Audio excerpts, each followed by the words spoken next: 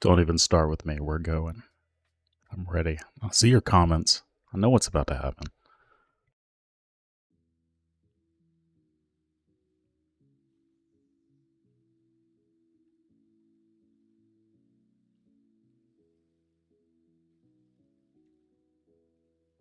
Why don't we just go ahead and get started, right? Hey guys, the chat is supposed to be working, but for whatever... Oh, hold on. I think this one is different. Learning curves of starting a new streaming setup. So, all right. that is not right. Oh no. Everything's breaking. No. All right, hold on. Give me a second. This is funny. All right, I usually stream on Twitch for those of you who don't know and haven't been hanging out with me for a little while. I appreciate the ones who come back, of course, but let me figure out what I'm doing here. See, I did one. I have my gameplay set up. That one's ready to go. This one was not. Okay, there we go. Anyone from TheCardGuyz is here. The thumbnail is still the same as yesterday. I did notice that as well. I am from TheCardGuyz. Maybe I can fix that, but it's probably not very ideal to try to do that on stream. So we're just gonna kind of like make it happen. Appreciate everybody being here. I want to talk a little bit about some Bravo. Okay, so surprise, we're gonna talk about some Bravo. So this list is the one that I'm thinking about playing in a local-ish 1K event. This is literally just copy-paste of Michael Fang's list. Obviously, it's very good. He won the 10K on it, and then Michael Hamilton, we did a debt tech on that deck. We can compare that in just a moment. I remember how I do this. There we go. Okay, so deck tech, Michael Hamilton. Undo. What did I do with that? There it is. Okay, so basically the only differences between these two lists, from what I can tell, is there is a disable, an extra warmongers, and an extra...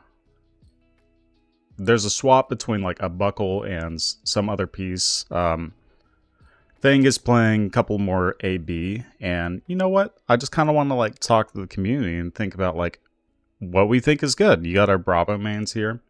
You know, let's make this a little community network thing, and then we can get some practice in. You guys can view some games, and we can talk about some lines, and you know, all just overall get a little bit better. You know, that's the goal of today.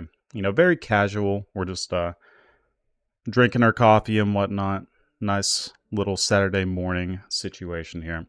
So I've done a little bit of work on this sideboard guide situation. I'm hoping it's coming up on that side. It's not showing up in my OBS for whatever reason. But anyway, I have like Azalea, I have Bolton, Bravo, so on and so forth. I don't have everything just yet.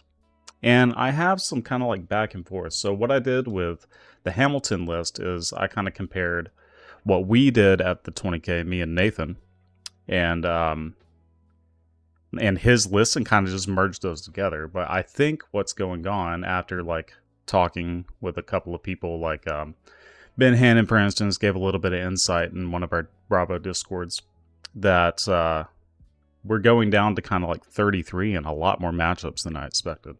So one thing here, you can see that there's 35 blues in this Azalea variant for the Michael Hamilton list. And we're taking out some of these 2 blocks and whatnot and just kind of going. Now, I do not believe that they are taking out Debilitate at all in this matchup. I think it's more they're just trying to do the better value math. So that's why when you look at this, we're going to have the Debilitates in here. And we're taking out, excuse me, something like Rouse the Ancients and Buckle, Zealous Belting, and then the E-Strikes, right? So just kind of minor tweaks but I think it does affect the consistency that you're trying to make with this deck, especially since it's a Tunic deck and whatnot. So let me read some comments real quick. Follow-list Joe. What matchup you're looking when you play Bravo? Easiest matchup. So this specific deck, the reason that we brought this to the 20K, or a variation of this, is because we were expecting a bunch of Phi and Katsus. Those decks are generally a little bit harder for standard Bravo, right? So the tech plating Bravo of old, I've always had a pretty tough time against Phi specifically, because they'll present mask momentum, and every single turn they're just going to play out their hand, have super consistent damage, roughly about 13, right? And then if they do end up arsenaling, that's going to be a D-react or a turn ender, something like a lava burst that they have an extra of, or a snatch, right? So if it's any of those cards, that's still pretty bad for Bravo, just because we don't have the value, like the damage math that they do, so we can't like race, right? The armor's good, but my argument with playing Tunic is you get to play a little more efficiently. You don't have to rely on having a surge and getting lucky on that turn cycle sequence where you make a surge one turn, next turn you use the surge to play something like a Trick Slam or Debilitate. With tech plating also, obviously armor is good, having health is good, being able to stop a on hit is very relevant, but you only get to do that once, and mathematically, like having the Tunic, getting one block off of that and making a Tunic play, you're already kind of gaining the 3 life. Okay. What's up, Michael? Just talking about you. I love your list. Okay, when I'm Bravo, I think the matchup I hope to play against is the worst deck in the format, which is Bravo, so I hope I play the Mirror. Okay, that's fair. That's fair. Little dig at the Bravo. Everybody loves a good dig at Bravo, but he's getting better. I think we're getting to a state where Bravo is going to be pretty well represented, and we're going to see a little bit more of him. I think this deck is solid, and we just saw Michael Hamilton win a Battle Harden with this, right? Against his good friend Roger Bodie on Bolton. Let's talk about Bolton's segue, right? Here's the situation that I'm thinking about for Bolton, taking out one of the immovables. You generally don't necessarily need to have the big D react. Of course, you don't want these 2 blocks here. That's just kind of like my interpretation of this situation. You want to play all of these non-tech actions so you can stop their Lumina Ascension turns. I forgot the name of the card for a second.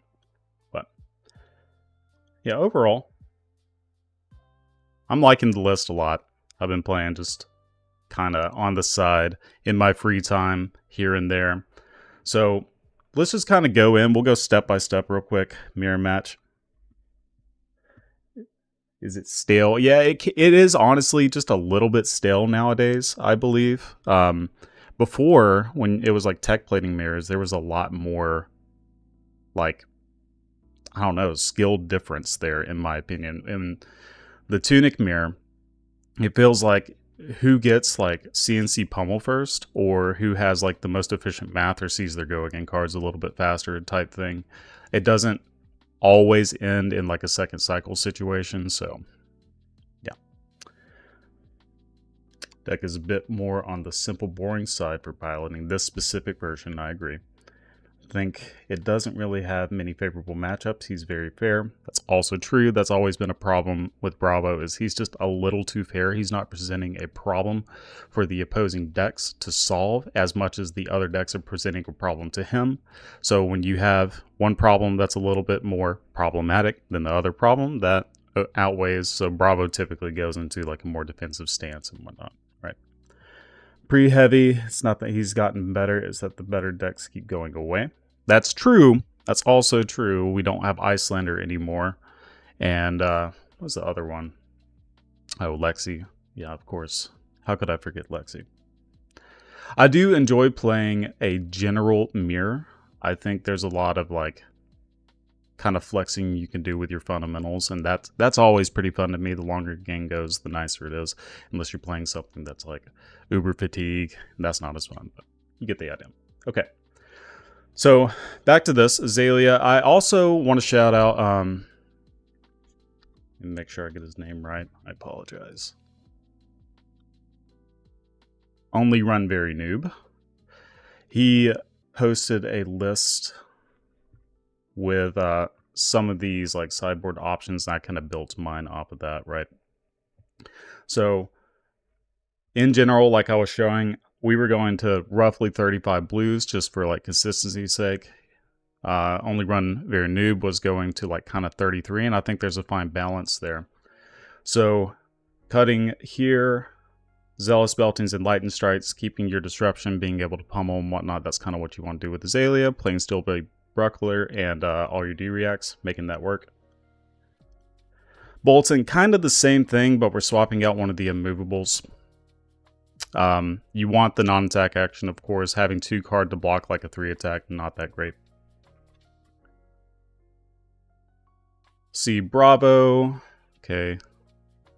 This I deviate from some people, you know, within the community. Of course, I don't really want Warmonger's Diplomacy. It doesn't turn on your Anothos, because this is an Anothos matchup, of course. And then Imposing Visage. This one's kind of weird, right? Because this is a card that you do want to see turn 1, but I think Boulder Drop a little bit more for your Rouse the Ancients consistency. And if you are getting to like a second cycle situation, I don't think you want to, you know, search for a Showtime that you possibly already blocked with anyway. That makes it a dead card. And then if you didn't and you get a full blue hand, it's honestly just not that bad to go block for 6, attack for 6, and then keep your pitch deck there, right? So I think it's fine to cut these, go back down to 33. That's, again, that's still kind of general with this style of list. Starstruck has 0 text a lot of the times. I'd say about half and half. It doesn't actually matter. When you throw a Starstruck, like I have been on the receiving end of somebody dominating the Starstruck, I look at my hand, see that it's something like, you know, Spinal when I was testing playing that, or Crippling Crush, or even a Debilitate, right? Like, give 1 card, send Debilitate back. Like, yeah, sure, you did 7 damage to me, but you didn't really do a whole lot, right? Like, so I'm not big on this card in the mirror right now. When you're trying to slim down to 60, if you're playing more cards, of course you want your bigger attacks and whatnot. And then Spinal Crush, always been one that I kind of like played around with taking in and out. I did try this, just playing it in the mirror, because it's pretty easy to set up like a pummel play with it, as long as your opponent just isn't giving you the business, right?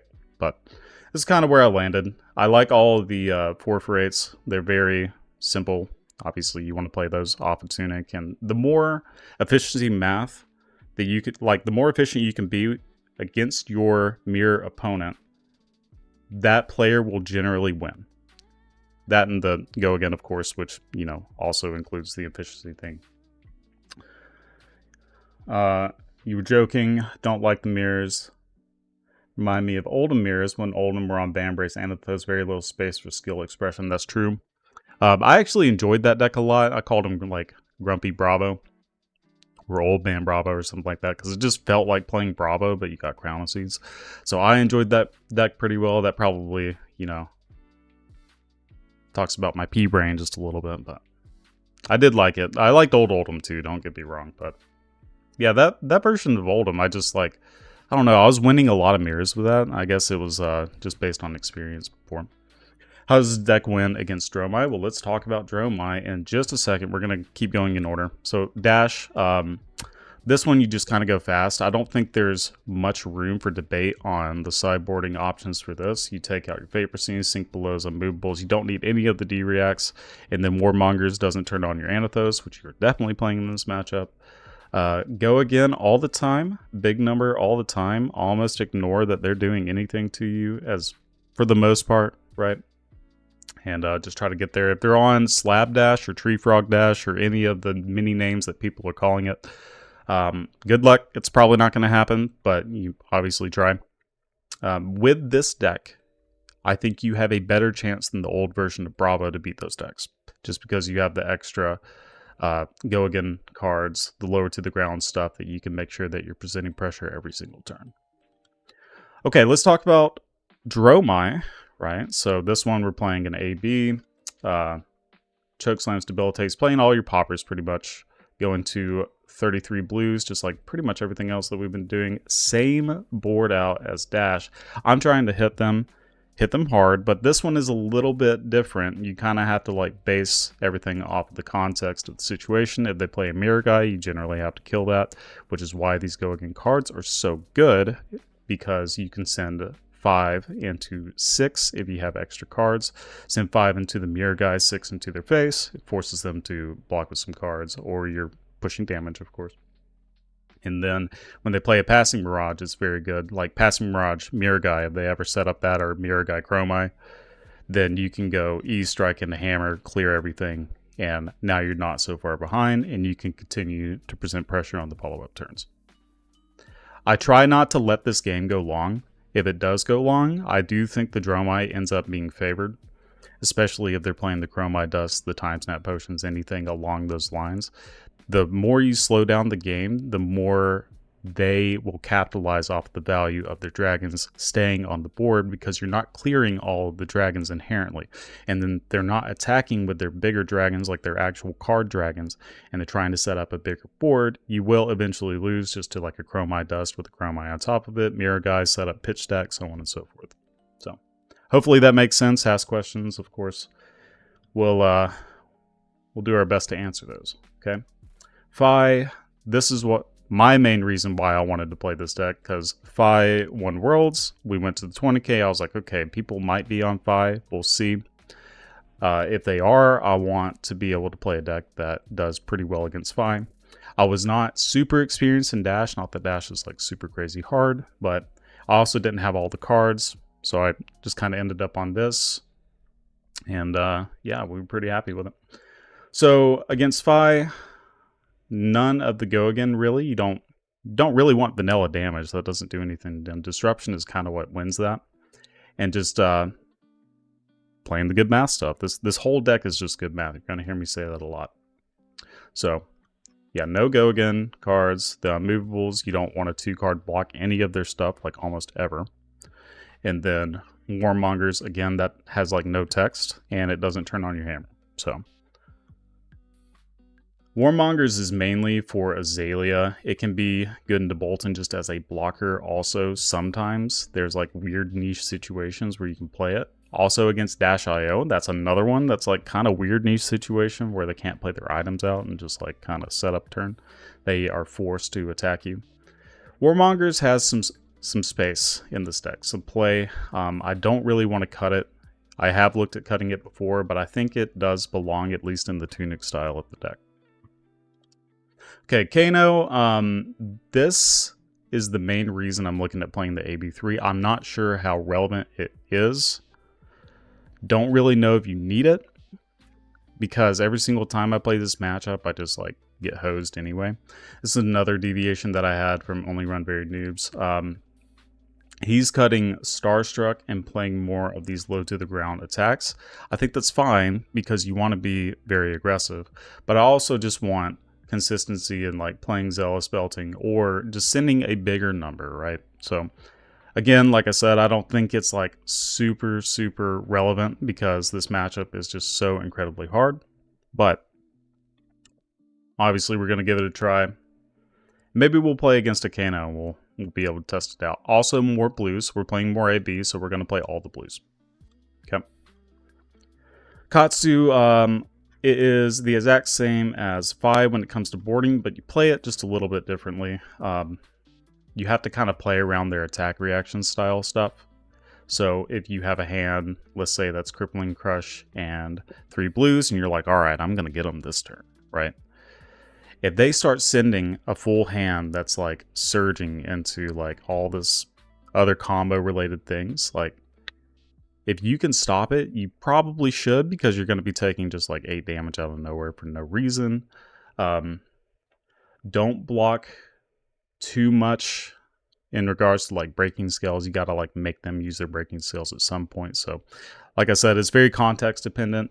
We'll need to play a game to kind of like show how that matchup goes. This is one of the harder ones, right? Just because like it takes experience playing, kind of like Dory, right? Like if you've never played against Dory and you block their sword, let's say they give their sword go again and +3 and they come in for 6.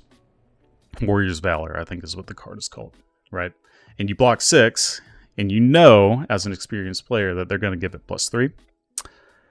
Well, you know, you block 9, generally, something along the, depending on the context of your hand, or if you have a D-React, you have that ready to go as kind of like an insurance policy. But like as a newer player, you might block 6 and you just get blown out, right? You get 6 more damage on top of that at a minimum, because they already have go again, and they're taking another 3, and they're getting a counter, so it's even more value than just the 6 damage, because they're going to be hitting you harder next turn, right?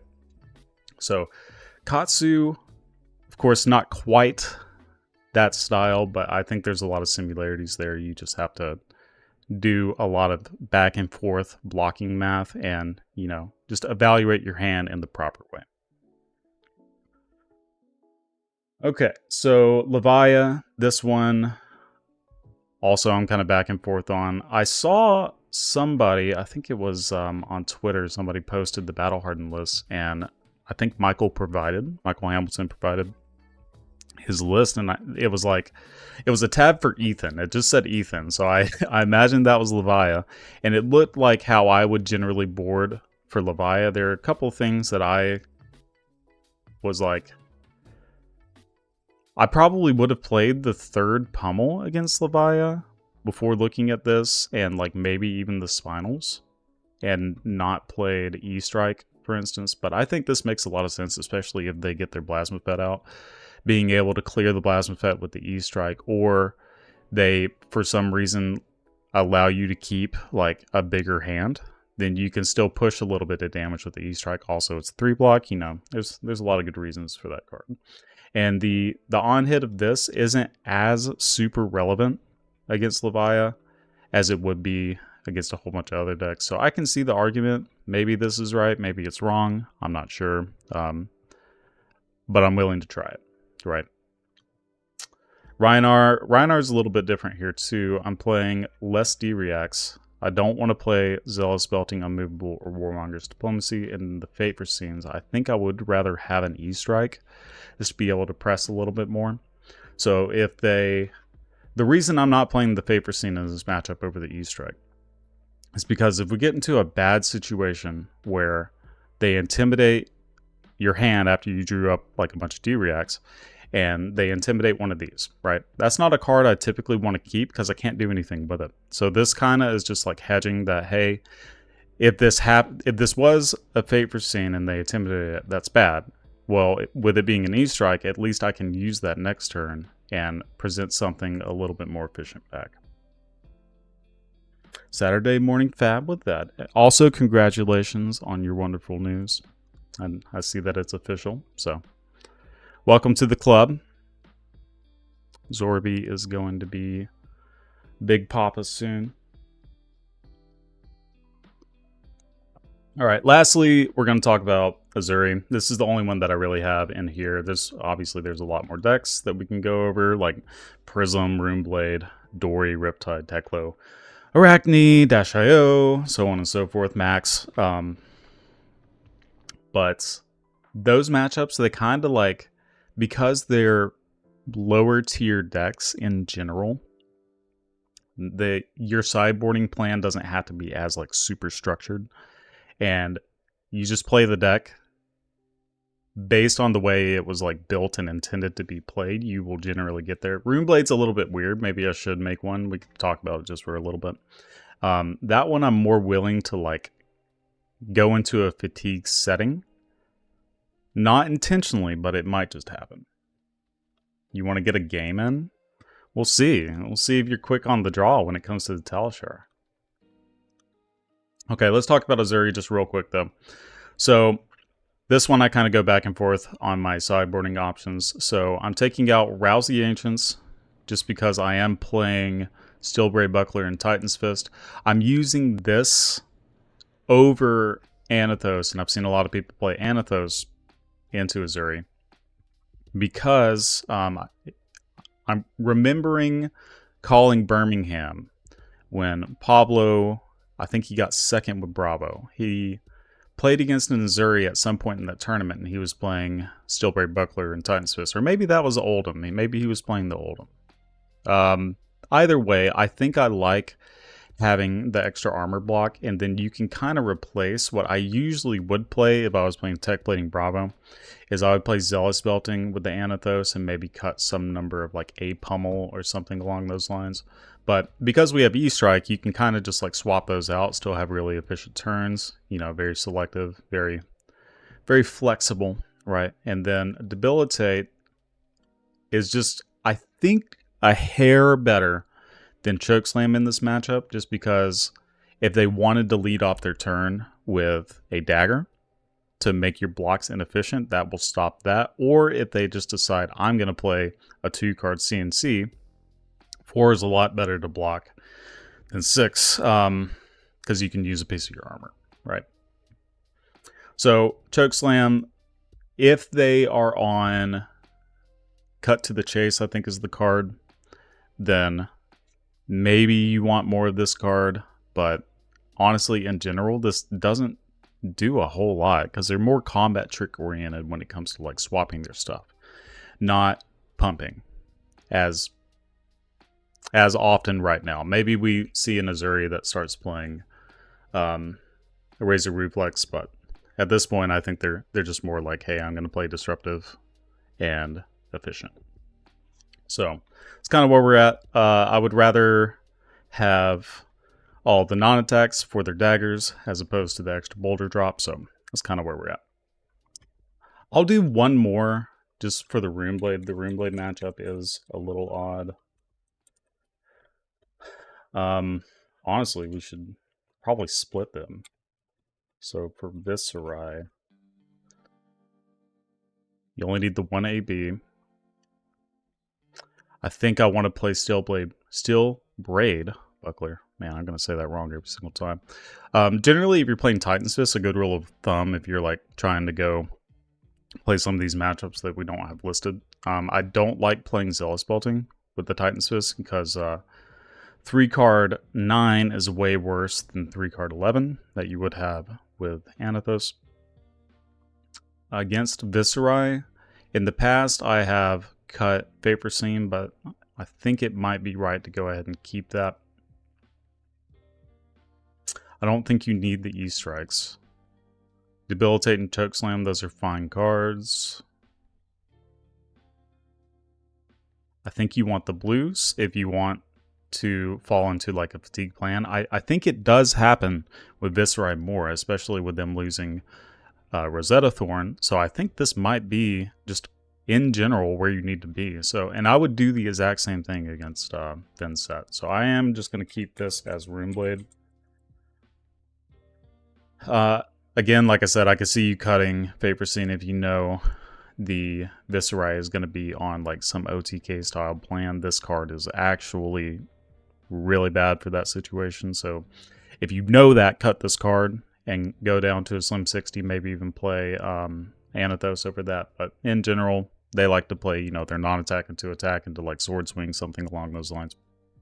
And yeah, you need it for Nebula Blade if they're playing that. I played against a Vinset the other day on Nebula Blade, and I was just like, oh yeah, we're going to get this. They nearly got me. Like, their deck was pretty solid. They were capitalizing on some of the cards that allowed them to have a little bit of floating resources. They were playing Tunic to be able to play Nebula Blade attacks more often, and if I didn't have these 0-for-4s, I was going to get boned. Okay. Enough about that. I'm going to refresh, full screen this bad boy, and we're going to get into a game. Okay, so I'm going to do just regular classic constructed. I don't mind. Well, actually, no, I remember now, a couple of months ago, people were saying, like, just go ahead and do the request on DoCC because the value of the games are generally a little bit higher. Like, the quality. People doing the normal, they also get to pick and choose, like, hey, I want to play this or that. Okay, I'm playing against a Ricky, right? So I'm going to play against an Azuri. We're going to try this out. Now, it's been a while since I've played, so don't make fun of me too much. I know we're going to have some misplays here and there, I'm sure. But again, this is kind of dip our toes back in the water and get ready for this local tournament before heavy hitters. And then everything changes anyway, so. Play against the Beef. Bolton is a great way to display Bravo's place in the meta. How do you feel about the Bravo matchup against Bolton? I'm curious your thoughts, Michael. Yeah, we're playing against Nerve, Scalpel, and Spider's Bite. That is very normal. It used to be Scale Peeler back in the day with Oldham. They would usually play against that so you wouldn't get the value off of the Rampart, right? But now I think this is just like generated collect. They might have a bit of class in the sideboard, but... Well, we can't really stop this. I think it's not worth committing armor this early. I have the resources to be able to play this Debilitate. I have the E-Strike, that's fine. This is more damage type thing. I can Arsenal this, get ready for a pummel play. This is where I'm going to block.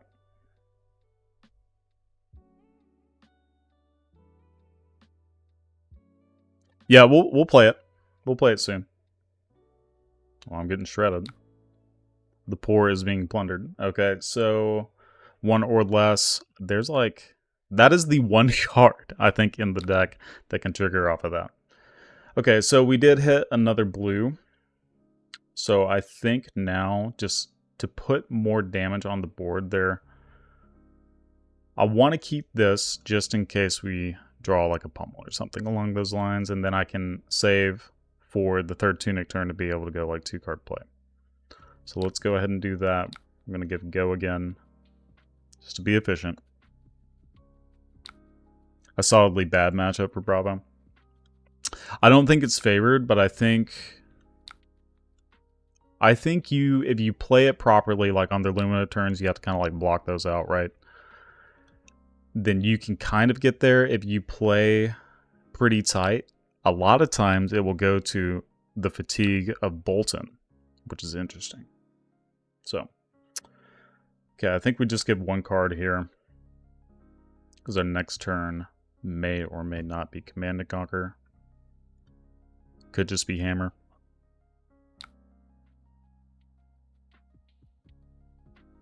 Trying to be an Arachne main.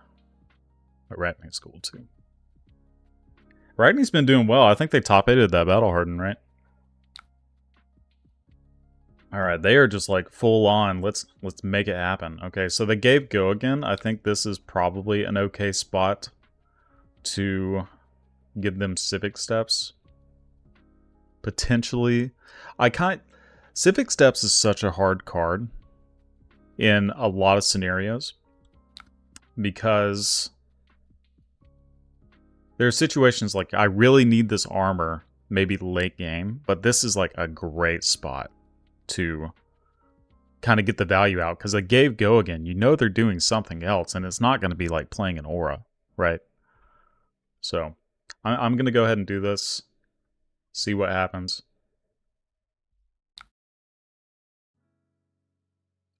Arachne top 8 at the PTI event. Okay. Well, that's nothing to scoff at, for sure. I think here, everything that they could swap into, we can't really efficiently block. So, worst case scenario, it's, I guess, a CNC to blow this up, or like a Leave No Witnesses to blow it up. Arachne's tough. Or not Arachne. Azuri's tough. Just Assassin in general is kind of like weird to play against. I don't think we have anything that's like crazy to protect. So I'm going to keep this. There's an argument to block with the Command and Conquer too. Just because if we think that they're going to be switching, then this Command and Conquer does nothing. But this could be our Arsenal target next turn. I'm going to say no blocks here. Let's see how bad we get messed up. Okay, it is Command and Conquer, so they get her Debilitate. Here, I'm just going to swing Hammer, replace the Arsenal that we lost, and then hopefully soon we see one of those pummels and we can really mess them up. Argue you want to make it so there's 0% chance they can use the Quicken. They could have 2 cost attacks, etc. Yeah. No, that's fair. That's fair. They can have 2 0 cost.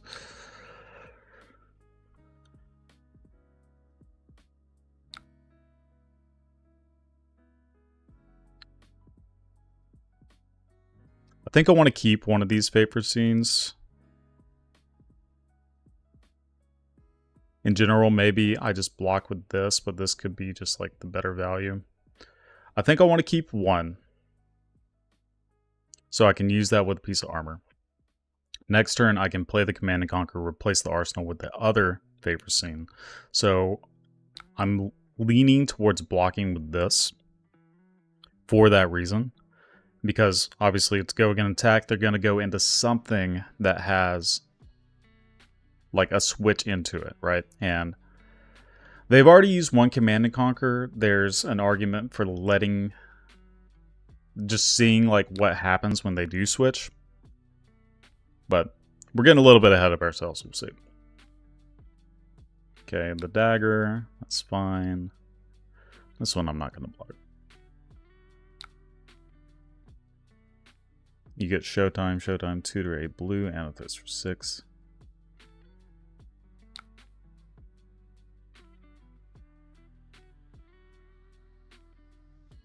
Yeah, make it so there's a 0% chance. Just rereading some of this. Okay, another nerve scalpel. This will also look like, if they don't present anything else that's like super relevant, this will look like a setup for Pummel, especially with these two cards, so they might respect that off and use the Crown of Providence a little bit earlier than they would probably typically do. So, small things to think about on your next turn. We are getting just cut to pieces here.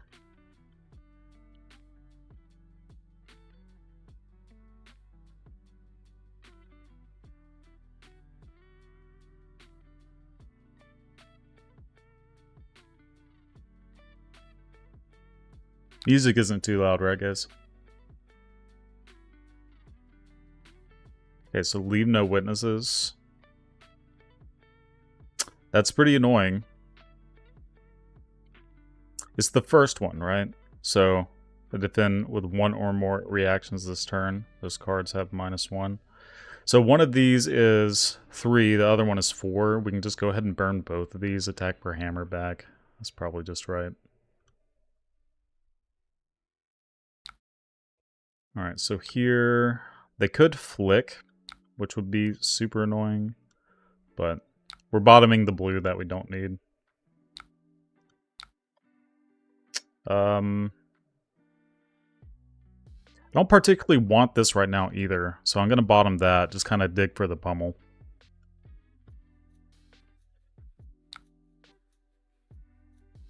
Which can tutor for anything, probably tutor CNC, yeah. I love Imposing. Imposing is such a cool card. Maybe in some of the reveals, we'll see some like auras that are worth getting. I think there's already one. Can't remember exactly, but this is Uri is just giving us the business. They're like, you know what? No blocks on all this stuff. Who cares? There's the pummel. That's good. All right, so we are very incentivized to protect our arsenal here. So we'll likely just end up using these 2 cards as blocking. Also, we have our armor. This is probably a turn where we're going to use the armor. And we got to be weary of the flick knives. So this is a turn I will likely play around this if it kind of leads that way. So.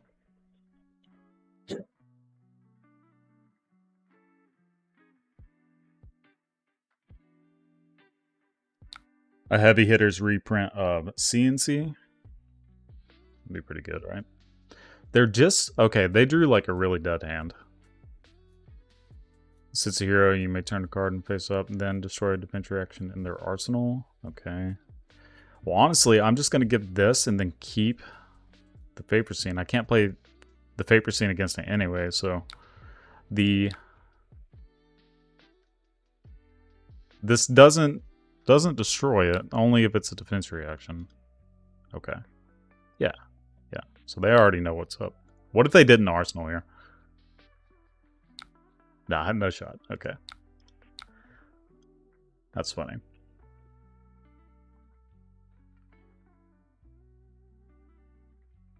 All right, now we're presenting the problem to them.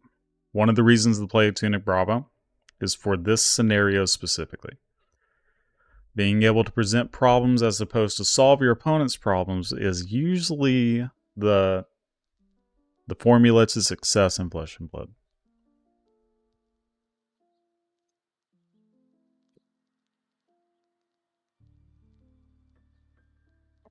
And no matter what, I'm still going to use Tunic to pummel the CNC. If they don't get rid of their arsenal, this is okay. This was about to be insane. All right, so they're going to be playing with 3-card hand. A lot less scary than a 4-card hand. And we got a lot of their armor. I like that. All right, so what did they discard? They discarded a Sink Below off of that? Nice. Getting all of their defensive stuff. Okay, so they have 2 pieces of armor. There's probably a 0% chance that we do anything with this hand. So I'm just going to block efficiently. Could imposing. I'm open to imposing for the showtime. That's what I was checking here. Another Wreck Havoc. Okay, well, we are not going to be doing that. We are just going to be giving up these 2 cards and attacking with the hammer. Very simple turn cycle. I don't think there was really any other way to play that, just because of the Wreck Havoc.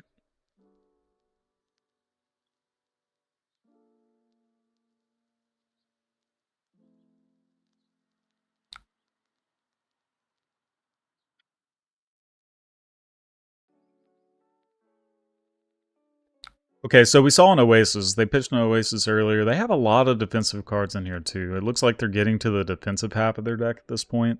They were very aggro early, and now it's just kind of like this slow back and forth. Now that we're getting to our defense reactions, this is pretty sweet. They Tunicked Shakedown. I don't think we're doing anything else with this hand, so maybe it honestly is just correct to block this. Because we can block the next thing with FABREC.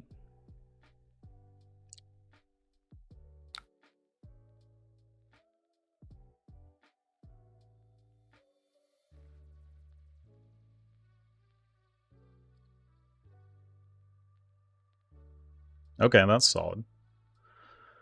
Solid enough. This is pretty clean. So we get to block here, block with the FABREC. We even have like insurance against their Nerve Scalpel. Not that they would ever do that, but not really a relevant card at this point. All right. We're in the most fun turn cycle sequence of Bravo, where you just block, block, block, and hammer. It's great. I say that sarcastically. It's more fun to go like, you know, I'm gonna 2-card debilitate you. Yeah. That's my favorite. Okay, well, there's a pummel. We're gonna replace that in our arsenal pretty soon. Hurl, this hand doesn't really do anything. Let's give you a card.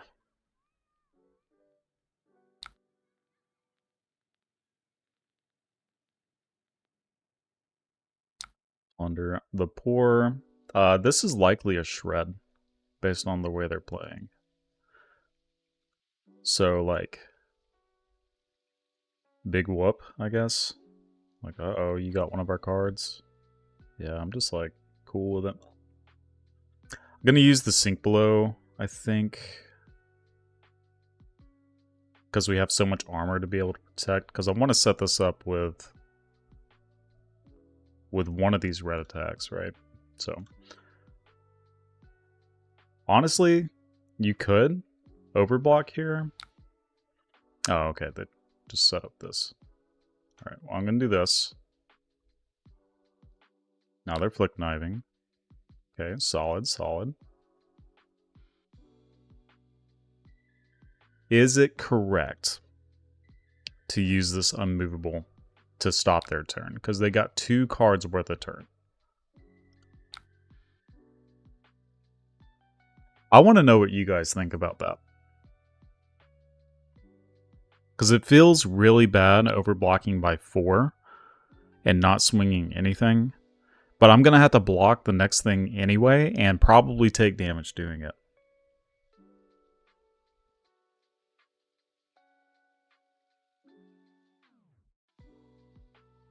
Is that crazy? Is it crazy that I want to block with this unmovable? I'm just passing priority here. Where you at, chat? Help. Alright, so we are solving the priority of this.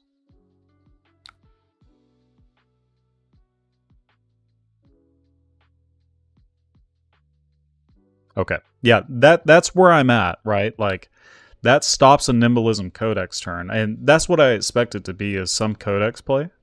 Especially since I'm using my arsenal, that's a disaster. Oh, well, yeah. That's probably what it was. Yeah, chat is delayed. I'm sorry.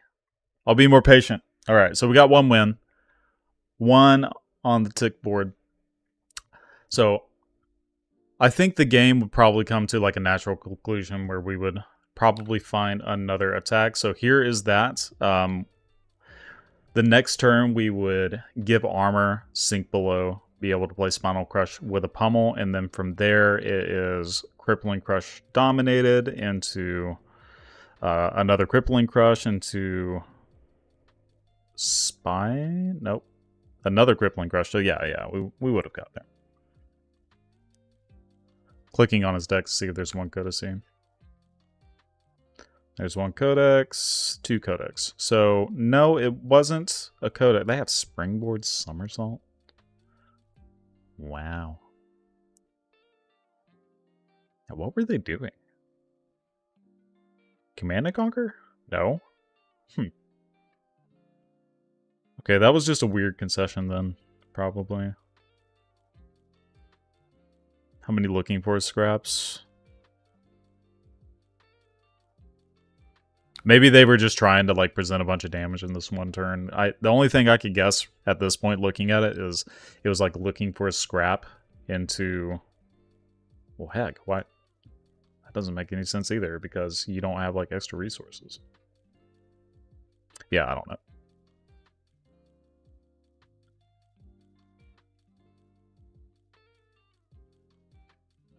Okay, let's get another one. Come on, Beef, see if you can get me.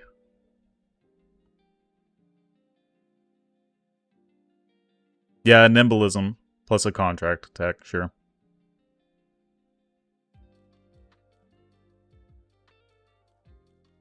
Yeah, the delay on this is a lot more than Twitch. I do like it though. The convenience is like pretty high because I got like the actual chat just like pulled out on the side. Oh, it's Beef. All right. Well, I always want to go first in general. Against Arachne, I'm just gonna do this. Why not? That's it. Let's try this.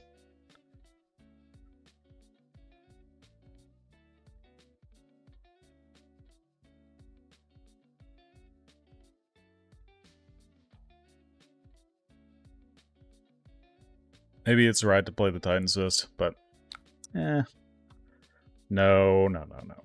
Because we have these in the deck.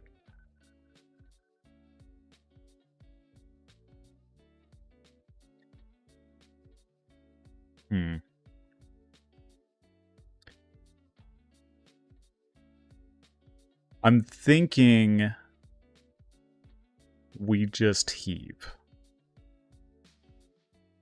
So I can get rid of these 2 cards, keep this card.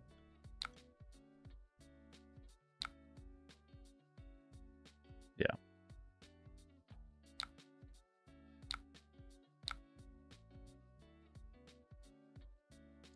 Unfortunate. No, it's fine. We can just keep this card. Keep one of these. Attack. Do everything.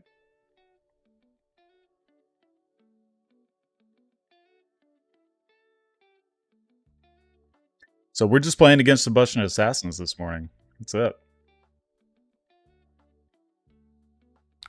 I don't like that card. That card... Actually, we can't block it. Because there's no graveyard. So...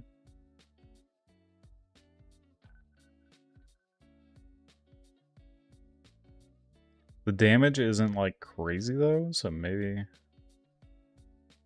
We just do take it and block the contract card.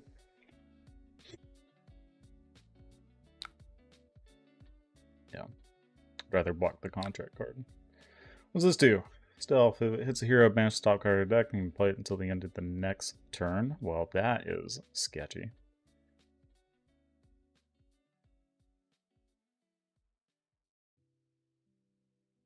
I think they have a buff.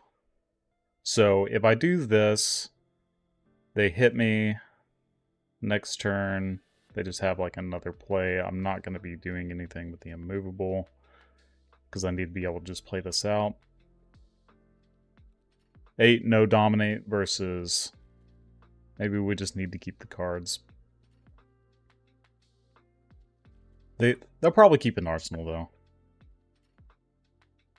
No. Okay. Yeah. Yeah, in hindsight, this was correct to just block with. It's kind of what I was thinking about. At least you only got a cranial. Like, yeah, that's a big number, but it's not like the most crazy thing, right?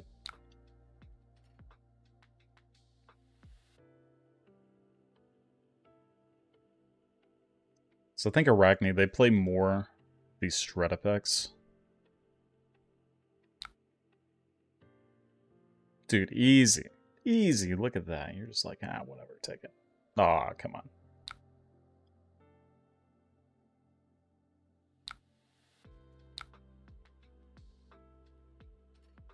This hand is, not the greatest. Not the greatest.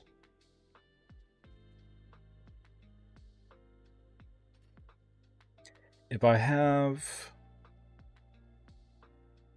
I can somehow situate where I can go this and this, or not this, but like use this to get rid of this, then like maybe this is insane. But oh, watch out. Regicide incoming. No! You are so rude. It's like actually ridiculous. Honestly, I think it might be okay just to do this. No reason to give another card. Get rid of this. Maybe draw another one of these bad boys. And then do the thing. Yeah. I like that. Alright. It was literally the same. That's not what I meant. I just meant the strip, but it was actually just the same. Gotta love to see it. Alright. Now you gotta think, does he have it? The answer is always yes. But should you play around it?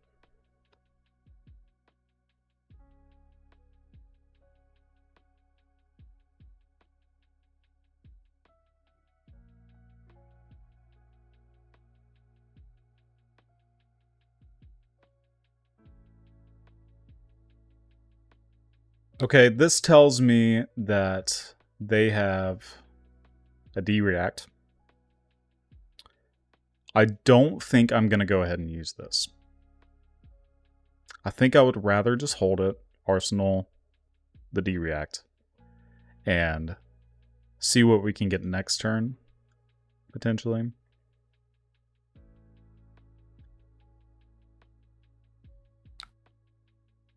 They are going to have to end up using that at some point, of course, but we don't want to give them...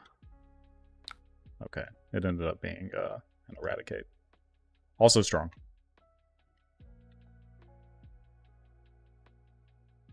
I just expected it to be another D-React, so like, if we can make it to where their math is just a little off, and no matter what they do with D-React, we can still rip a card from their hand. That is the best. I think we only give favorite scene here. No shot they get the dagger, right? Dig a little bit. This card is fine. I'm willing to keep it on top, just for a decent follow-up play. And the Unity trigger could be pretty important as well. So here we're just going to push as much damage as we can. Arsenal our reaction.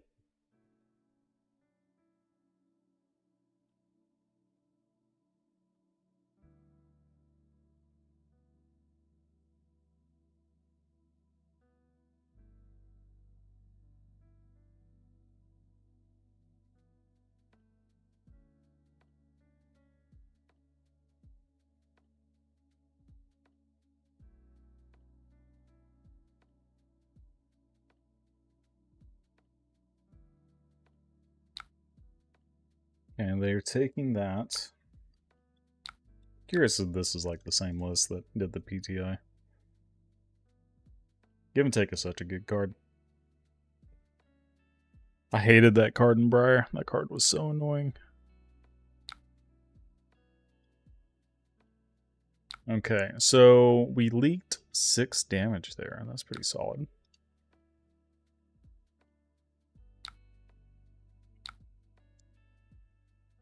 Nerve Scalpel is fine. Probably other dagger here too. If I had to guess. Unity trigger is not going to end up mattering. That's okay. Sack Chivy. Cards with base, go again. I got none of those. None of those. I think, honestly, we just give 2 cards. Come back for 7. And give these 2 cards because I don't need this.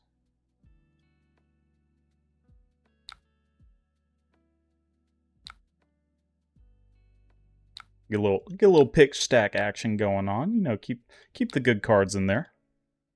Make it 7.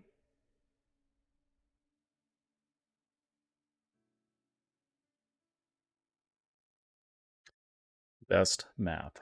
Let's go. Another thing too with E-Strike, being able to go down on your blues because of E-Strike, being able to like fix your bad hands, man, I love it. Love it. In traditional Bravo, I don't think it's that good, but in Tunic Bravo, it is awesome. It's so good.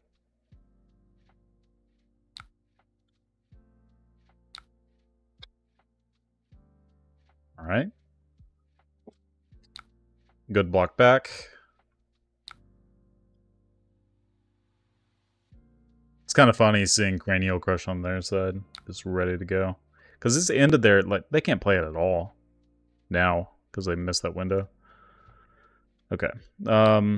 Yep, that is a-okay with me. Armed. Annihilate the armed. Alright, well, I'm just going to do the exact same thing I did last turn.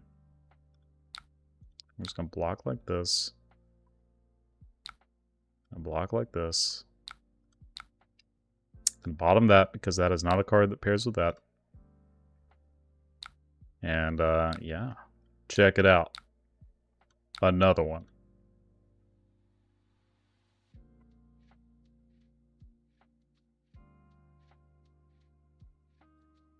Watch, they'll block the exact same way.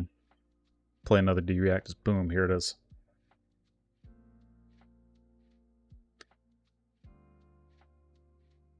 I like this like back and forth style gameplay. I think it's fun.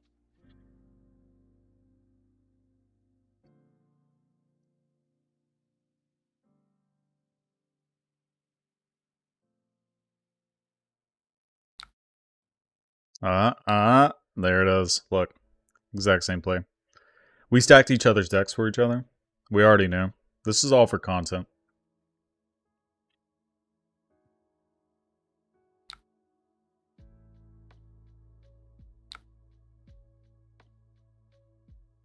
Okay, we found a thing. We found a good thing. 7? 7? Oh, man. We are living the dream. Honestly, I think I just want to give 2 of these cards here. Like, I could get an Arsenal, but I don't really like it. They probably play Oasis too, so we gotta be a little careful about just like throwing that bad boy. But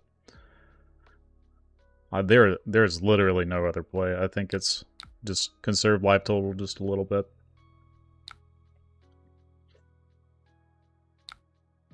Then make it happen. Boom, boom. We've been waiting.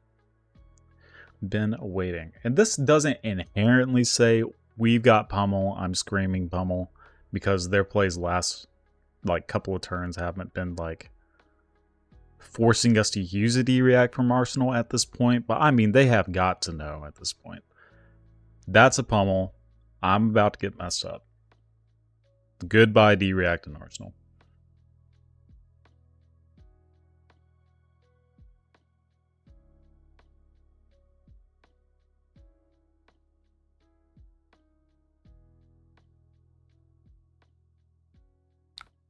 Okay, well, I'm not doing it now. Not doing it now. This hand is so bad. Good thing we got sync below. Good. Fix it. Fix it a little bit. About to sneeze.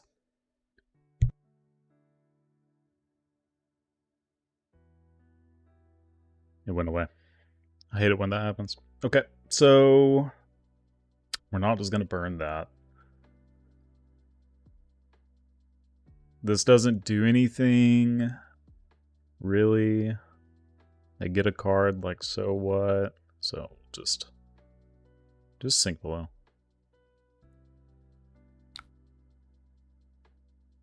Bottom a card, better pitch stack, there you go.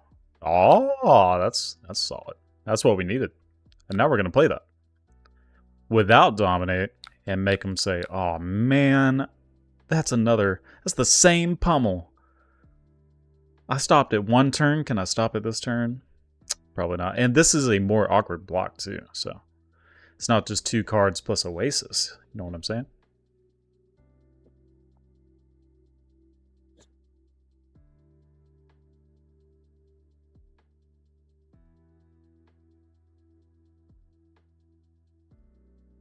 My Rousey Ancients pitch stack is very bad. The first one might be okay.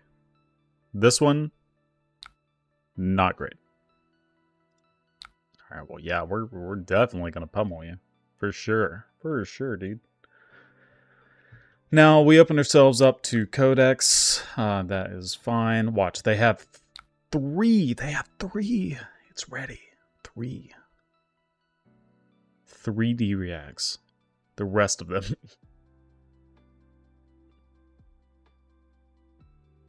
That would be wild. But what we got, if we do get a bunch of D-Reacts like that, then at least we know that our dominant stuff is probably hitting.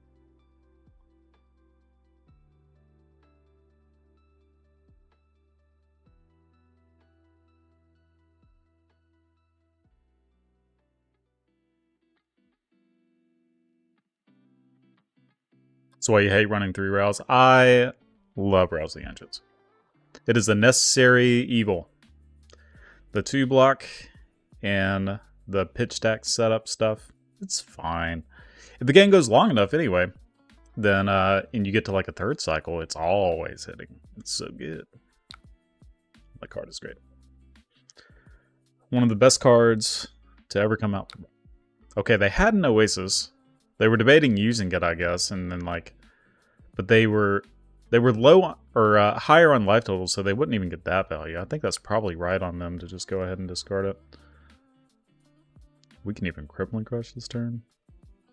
That's pretty solid. Yeah. I'm not gonna block that. No reason. Not gonna block that. Okay, so do you have another Codex? That'd be pretty solid. Yeah, there you go. It all makes sense. So they got a command and conquer, so they're going to try to eat literally anything that I grab anyway. Guess we just get another command and conquer or something.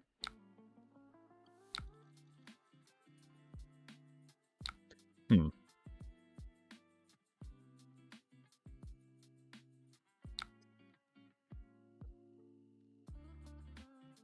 mean, the crippling is so good here off of the tunic that I think it's worth just taking the damage, probably.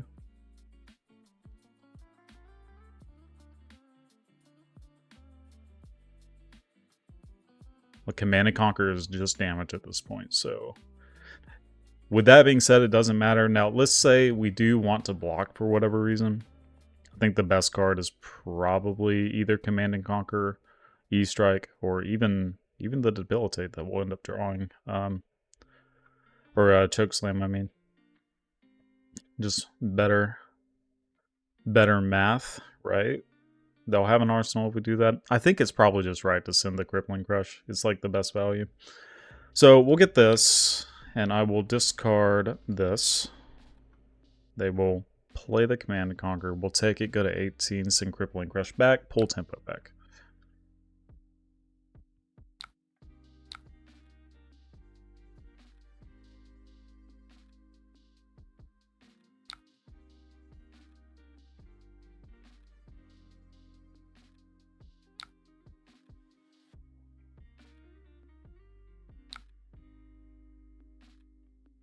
We've been sitting on that tunic counter for a long time.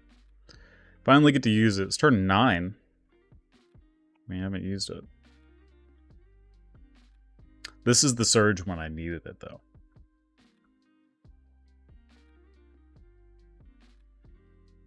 And because this one isn't from Arsenal, it is full power. Full power.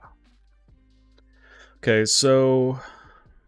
yeah, another D-React. Okay, Oasis. That means you're pitching your card. So your Codex. So 2 Codex on the bottom. We'll be keeping in mind. Here, we've seen 1 cut to the chase. There's likely 2 cut to the chase. I'm going to play Debilitate with that context. I'm going to put this in Arsenal to set up with a pummel play. If we draw the pummel next turn, that's like kind of awkward.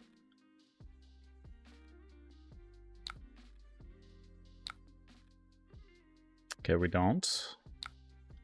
It's fine. Take your dagger. Annihilate the armed.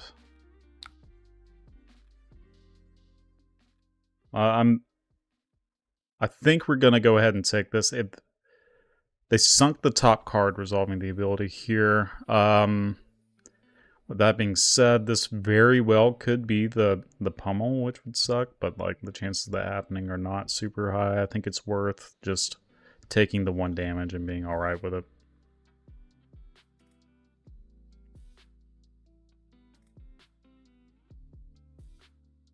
And they very well could just have a combat trick anyway, it just wouldn't matter. Okay, Mask Perdition, that's a good mask for them. I'm gonna keep that. Alright. Crippling and the... no! Oh god! No! Not those! Those are the best cards! No! Oh, good hits. Good hits.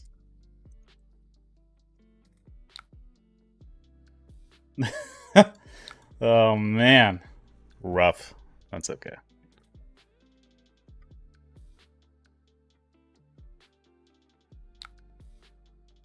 Jeez Louise.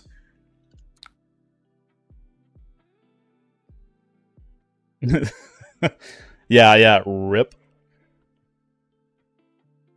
Rip. In hindsight, I should have blocked with my armor. Like 1 piece of armor. That would have been pretty good. Pretty good. Watch, we'll draw the other pummel, though. It's like turn 11. Turn 12, pummel next turn. When we needed it anyway. Easy. Easy.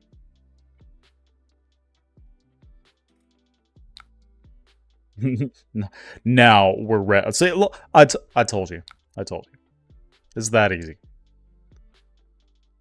And we have the protection. We are ready to go. Bro. Stop.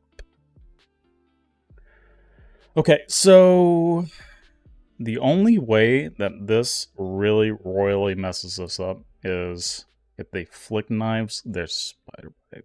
So I'm gonna block like this. Here you go. You are super mean. Okay, cool. We're good. How's about mine? How you like that, beef?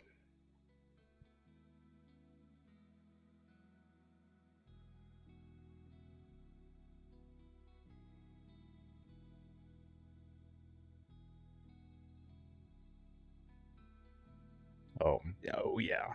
Oh, it's time. Don't block anymore. Watch, it's going to be another Oasis. And I'm going to die internally just a little bit. Oh, they're thinking about it, though. They're thinking really hard, so maybe it's not. Maybe it's not. Wait, did they just show me one? Am I crazy? No, it was there. Okay.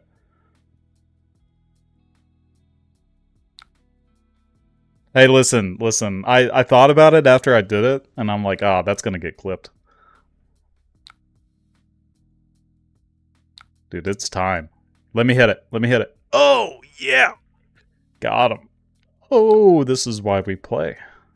Oh my god. It's time. It's time to hit him with the good stuff. What would be so funny is if they just had this Quicken token until they died. That would be awesome. Oh, man. That's probably not going to happen. Like, just 1-3 block in any D-React. But we did blow up a D-React, so it's like, maybe.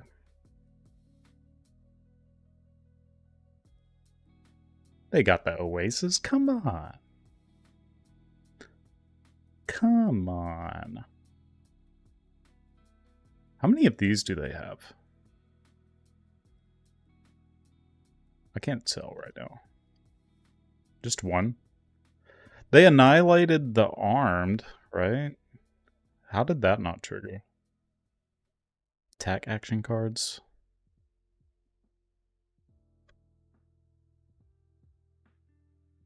Okay, so it stacks. That's interesting. So it hits. They hit pummel, didn't trigger. Then they mask of perdition, it hit the crippling, didn't trigger off of the annihilate the armed. All right. Yep, there's the D-React. So that is the very last one, I'm pretty sure. Okay, maybe not. No, it is. Okay, it's the last 0 for 4 D-React. They probably have Oases. Oasises. Be alright.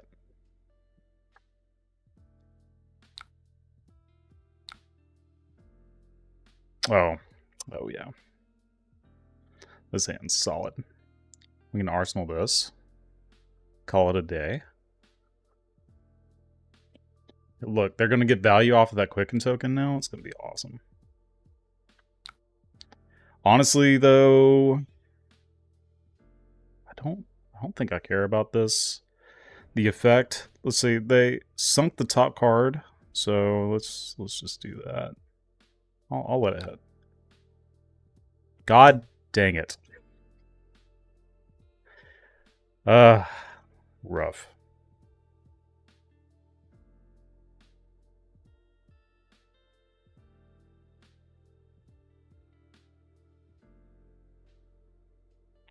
They have to draw specifically Oasis if we decide to dominate. They drew a card. That makes sense. I'm just going to give them Sync Below here. Actually, them buffing, or not buffing, makes me feel a little bit better about this line. We'll just keep this card. It's fine. We had no pummels left. Kind of keep that in mind. So, good math, the deck. Here we go. If we can get them low enough, I'm about to crack this Crater Fist. It's going to be awesome. Bet you guys don't see people crack Crater Fist very often.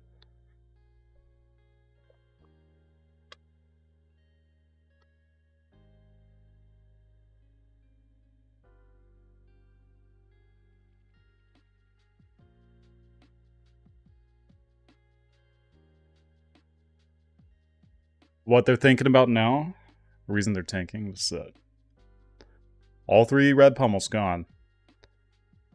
They're wondering if we played the blues. The answer is no, but either way, it demands a little bit of respect, right? That's okay. Get them down. Give me 1 card. Do something crazy. All right. They didn't do it.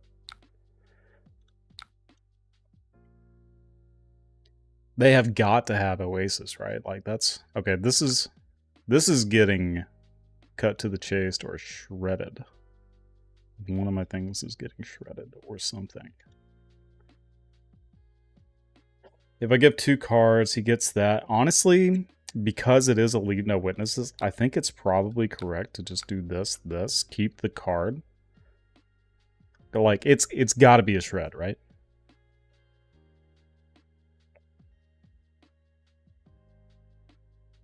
Yellow shred. Very well could be a yellow shred. Very well could be cut to the chase. I wish there was a search function for the graveyard, so we got cut to the chase. Cut to the chase. Yeah. Yeah, there's multiple ways for this to hit, and we don't want to get rid of this card, so we're going to block for a little bit more. Looks kind of crazy, but like... And we don't get to do the... No, I misplayed. Not really, but... The Crater Fist was going to be so cool.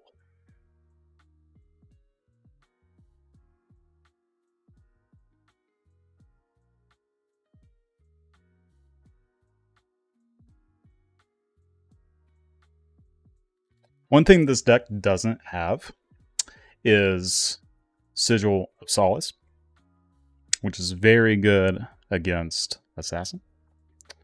Because you can just pop it in there, wait until they play something like this, and they're like, I'm going to get you. You're like, that's cool. Sigil, game. They have the daggers and stuff too. It just like kind of offsets that pretty well. I like it. But this deck does not play it, so T is what it is. I don't think there's space in this like variation of the deck either. I don't think you cut like AB or something and then like a card to play them. You really only like needed them for Icelander back in the day, but now that she's gone, it's just like make sure your life total doesn't get too low.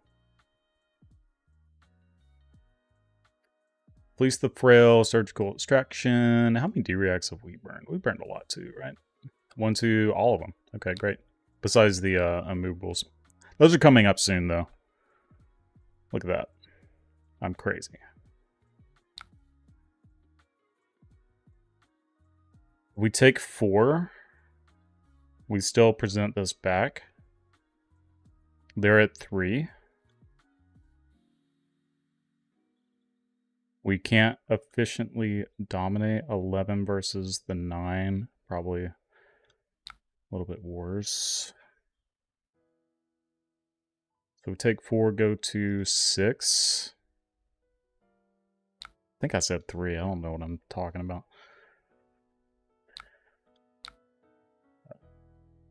We'll just do this. This is good. Gets them to 1. And then depending on how they play their next turn, we can just like give them stuff, dominate, kill them. Because they don't have just the basic D-Reacts anymore. That is not a thing. Not a thing.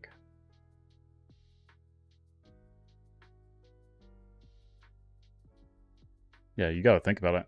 If I was them, I'd probably use the Mask of Perdition here, plus another block. Okay, I have 1, 2, 3 sources of armor block, plus another 3. If they have Oasis, they stop the Spinal from killing them.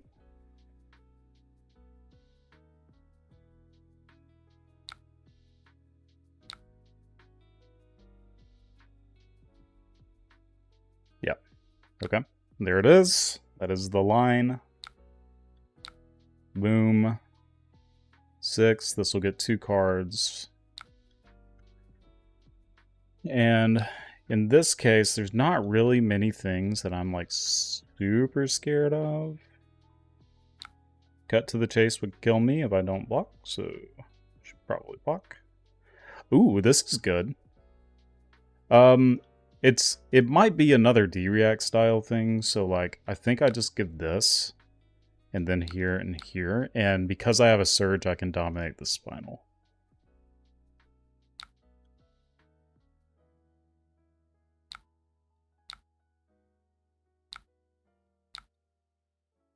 I think Arachnomeal strategy will ever be viable with a tier 1 Guardian deck in the metagame.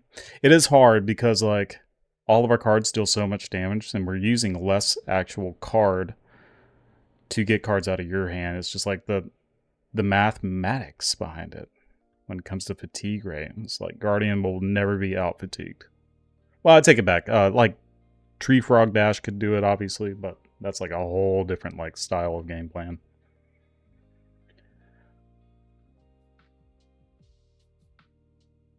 Alright, from here, I think we can just, like, hammer fatigue them.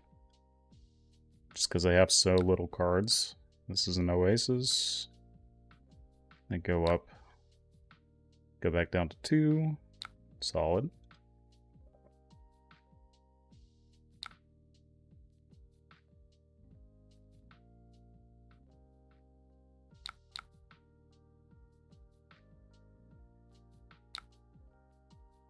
No threat to dying to Razor.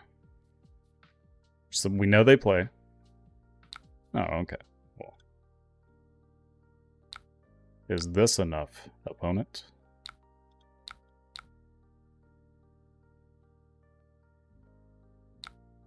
Nice. GG. That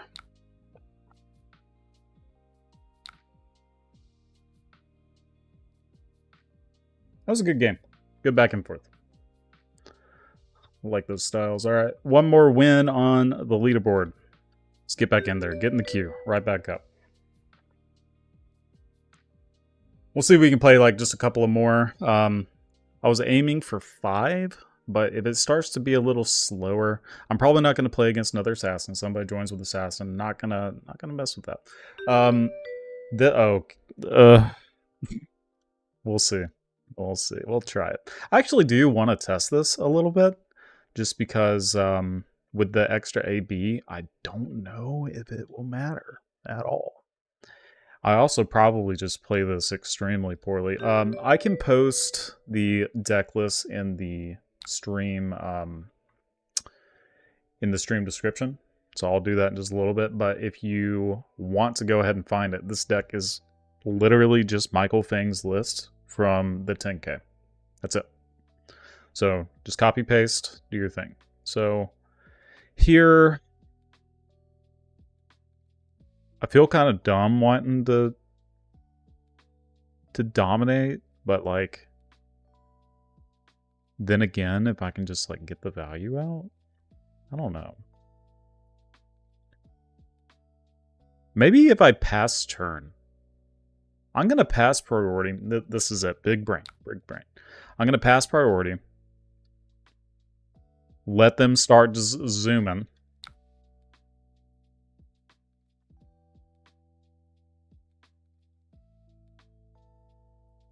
And then I'll... No. No, why would you do this? I was hoping that they were just going to go like, activate Kano, activate Kano, do the thing. Because if we dominate and then play the Starstruck, like we have no AB anyway, and then they know they have free reign, they're just like boom, boom, boom, boom, boom, boom, boom. Oh, well, they had a no block in their hand. Well, if I knew that, I would have just slammed. Okay, well now I'm going to slam anyway. Because I have AB available.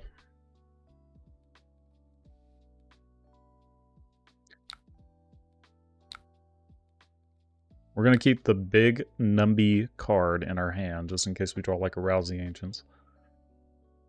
Or Zealous, you know.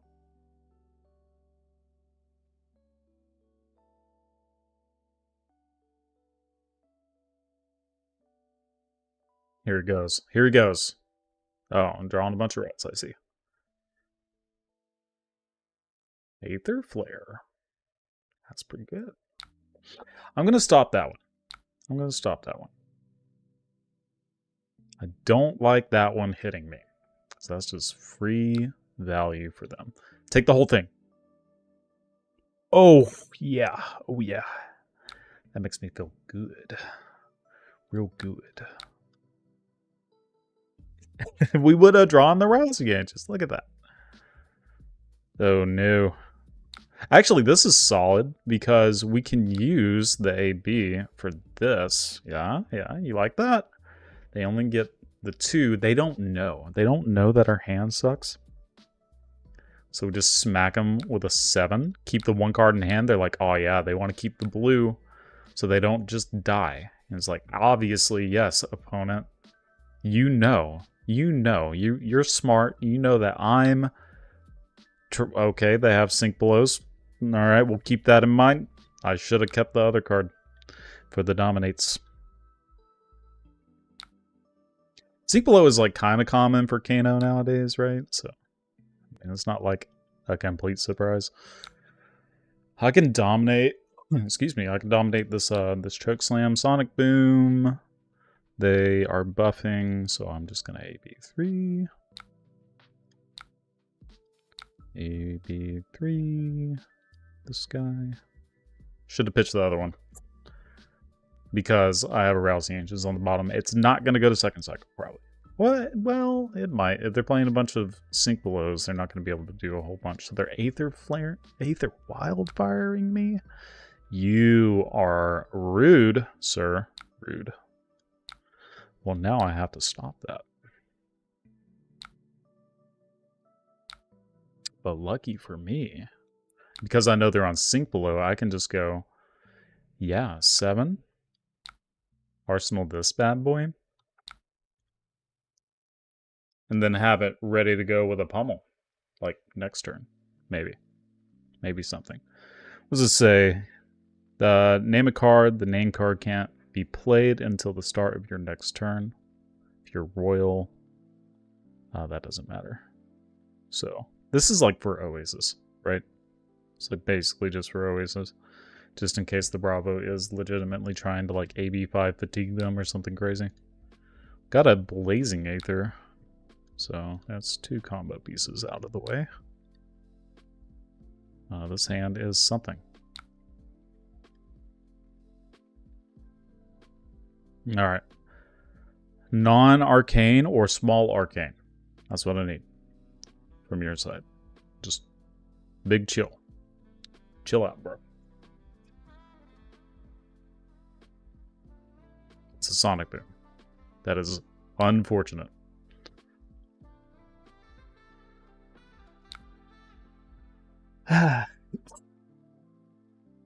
Okay, this one I think you have to think about just a little bit. Just because, like, the free value that they get off of something like an Aether Spindle or Emeritus, or maybe not Emeritus, but it's astronomical. So they can't do a whole lot with this. 4 damage will turn into probably 8 damage, going down to 28. We don't have sigils in this deck, remember that. I actually need to undo. I think I want to Findles. Sorry. I'm going to request to undo.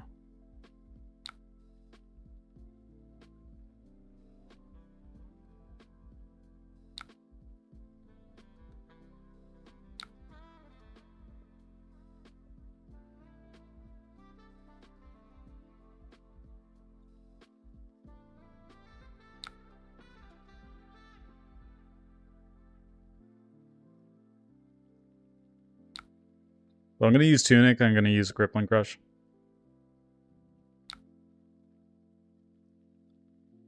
Because that's the two. They still get the value out of like an Aether Spindle, which kind of sucks, but like I guess it stops Swell Tidings. That's like the only thing that it like legitimately stops. The only reason I would wait is for the possibility of one of those cards to come up. I don't think it's worth just like the random chance that it ends up being something like very valuable. Okay, this is better too. Like stopping the arcane for that makes that a lot less, which is pretty sweet. Okay, so now I can play Spinal just as is, keep the Crippling Crush.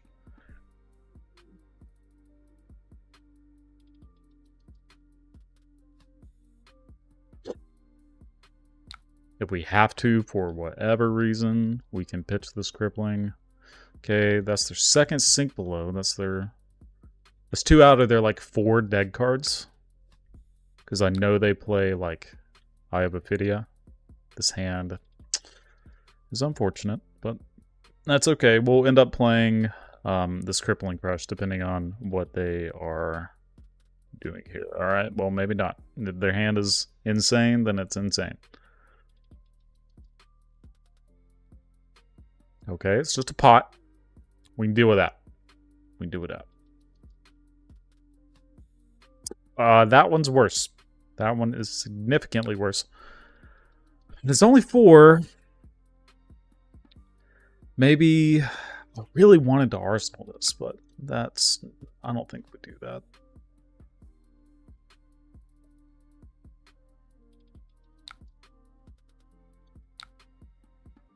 I'm going to leave myself open here. Which is like, this is generally pretty bad. But we're losing opportunities to be able to do this.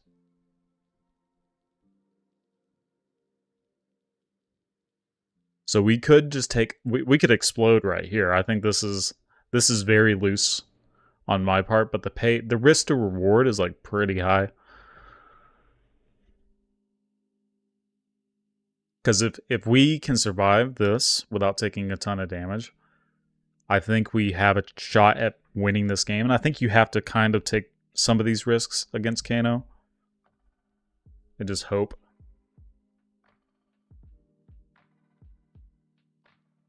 Okay.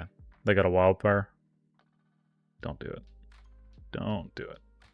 Okay. Well, we're dead. The other way I could have played this is only doing Crippling Crush, having 2 floating, but I think they still do this. So it would still be 3. So we might not be in like dead range if that happened, but they didn't Rag Hat. Yeah, they didn't Rag Hat.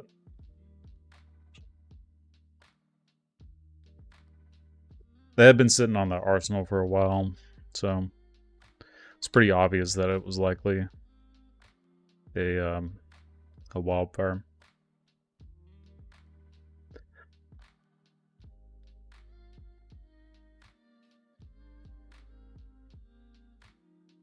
It is only turn 6 too, so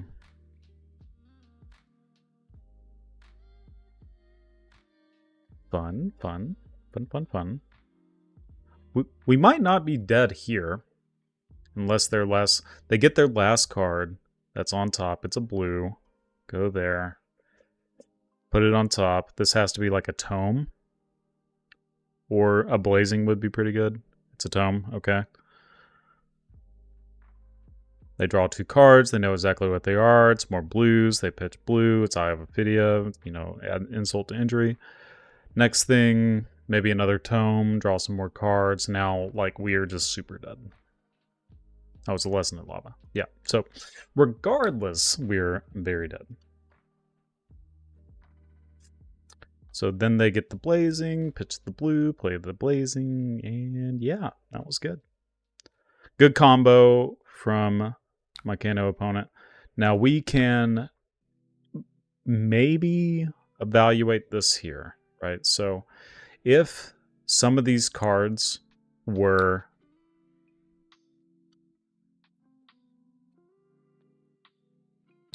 all right, so if some of these cards were like cards 6, 7, 8, right, on the top of their deck, then maybe we could have survived or something along those lines. If we play Crippling Crush, we stop 2 from the Wildfire, but I think they were probably going off anyway that turn. The other side would be we could attack with when Thanatos for 6, having 2 blues, which means 7 resources to be able to counteract this, but they won't go off that turn if we do something like that and have 2 cards in hand. So we're just kind of like delaying the inevitable because their hand was, it was just the nuts. It's what they needed. So finding the blue Aether Spindle was actually very important. And so I think the ideal line would have been maybe play the Crippling Crush because it gives them the opportunity to block, which might be a misplay on their point, but we would still block 2, take 3. This comes in for 5. They opt 5, do their whole thing. Probably the same outcome anyway. Still, probably a misplay on my point because we know that they had the arsenal for a long time. But other than that, like, that's just kind of how the matchup goes. So there's a loss to be expected against the red man, the Prince Zuko. I'm sorry, I am not gonna play this again. Sorry, guy. If they join again, I'll have to put like a label in there, but I kind of want to give a little bit of variety for the stream. Don't want to go like back to back to back playing like same style of decks. We've only played against Assassin and Kano, so not super common matchups, at least in this meta that will not exist in the next like 2 weeks. Okay. I'm gonna say sorry and then leave.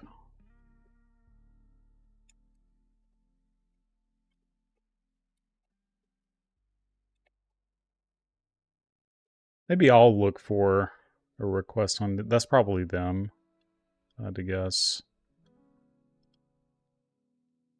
I'm just going to say no Kano for Assassin.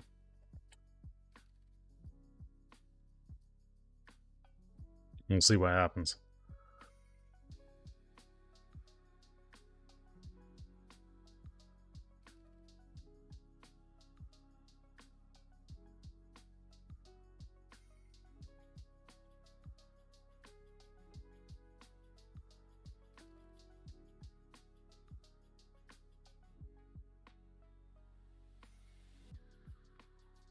This might be the last game if we can even get one. Everything's so slow right now, right? Like, with heavy hitters like so close to being out, and like we still haven't gotten a lot of spoilers. People are chilling. They're not really doing anything with it. I'll show you one card that I'm super excited for. Me being very defensive minded. That's just how I am. This card is cool. Just a generic block for 4, clash with the attacking hero. The winner gets a gold. So there's a lot of like wild stuff you can do with that card in like different variations of Bravo. Kel McGreath was like playing some weird last ditch effort deck, and I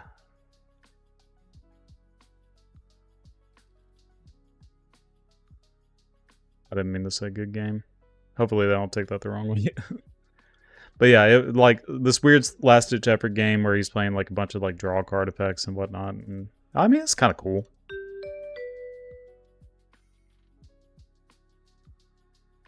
I like the thought. The thought is neat. Okay, they got time skippers. This is some tech that Dromai's been playing lately just to like fill up their ash board. Just get going in the start of the game, which is exactly what they're doing. Notable card that they're playing is Lost in Thought. That is one that they are like kind of hit or miss on. See a lot of Dromeyes cutting that card nowadays. I think here what I want to do is just play the Chokeslam. It's the biggest number in the hand. And using these resources to play Zealous Belting and a Hammer without getting an arsenal, it just isn't that great. So I'm going to pitch these two cards just to play a Chokeslam. See what they want to do with that. Textless card for them, but damage is damage. Arsenal the Zealous. Sometimes if they have a Tomotide, this little tip in the mirror, or not the mirror, in this matchup. So if they play a Tomotide, they really have to think about like what they want to blow up. They usually won't blow up your tunic. They'll usually blow up your Northern boots. And if they do that, God, it feels good. You're just like, oh, thank you.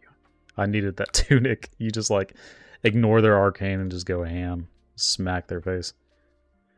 This hand is, again, not super duper playable.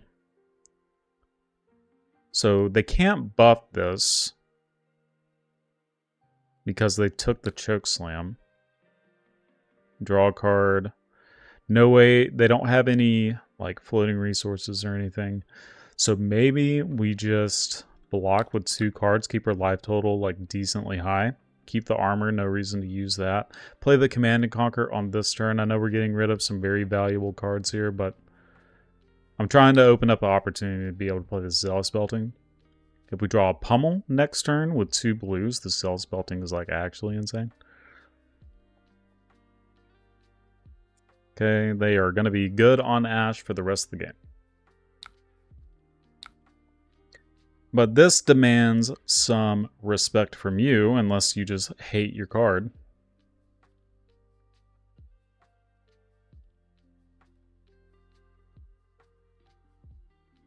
Alright, we are getting Furnace this early. That is sick.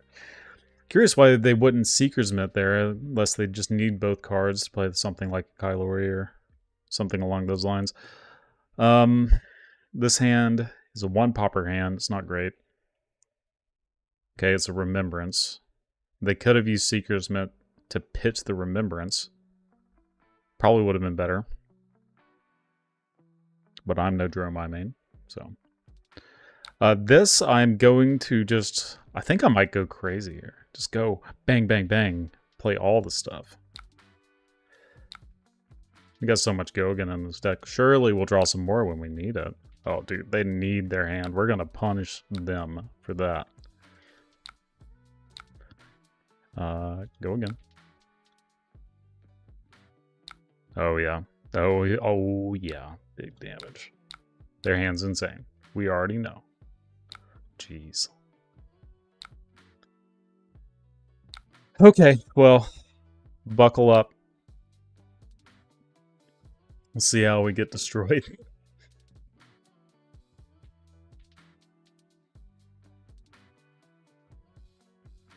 We will likely need to board clear this turn.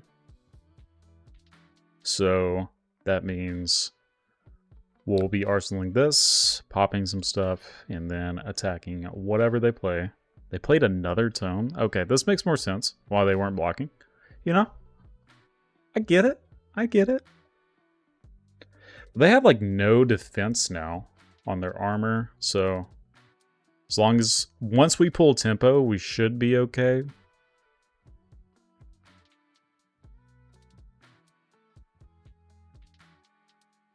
We're gonna get big dragoned here. Oh, they pitched a mirror guy. That means they have another one. Ooh, ooh yeah.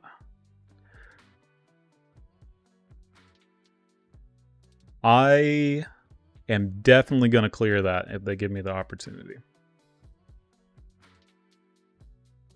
Just because this hand is... If I had something better to do with this hand, I honestly would probably just leave it. But you can take it back. That's fine. Make one. Make an Ash. Yeah. You did it. Chromeye. Nice. Attack with that, please. Thanks. Do it. Do it, do it, do it. Do it. Nice. Thank you. Thank you. Goodbye. I like that little ghost emblem. They added that. I'm dating myself when the last time I played Talishar. Create an Ash. That's like... Oh, it has go again.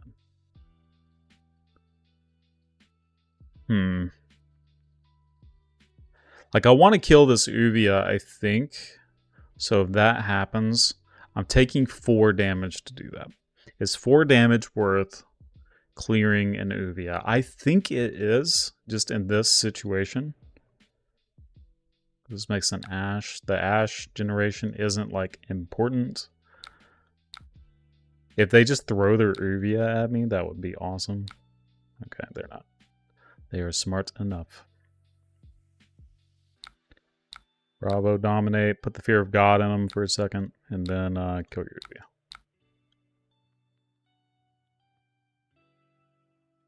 This hand is not the best.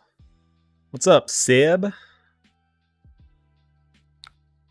We are having a grand old time. You should have saw our Arachne game earlier. They hit... No, it was Azuri. No, it was Arachne. They hit both Pummel and Crippling Crush off of like one of their contract cards. It was super, super unfortunate.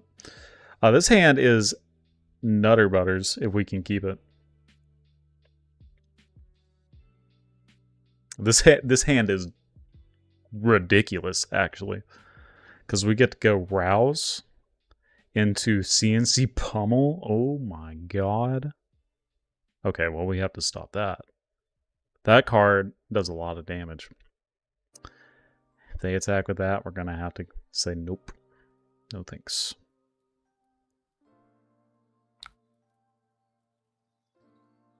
They're pitching and passing Mirage to play open Sarakai. That is a choice. There's a choice they made. I'm going to say no blocks to this because I want to stop the Vinserikai. It's likely they don't even attack with it. Which is like... Okay, they do attack. Get rid of that one. That's fine. Absolutely need to kill that. But this is still a fine play, right? You don't get to do like this crazy above rate thing, but we still get to do the thing that the deck is built around. So I did win. I've won 2 out of 3 games, as you can see on screen. The loss was Kano. So surprise there.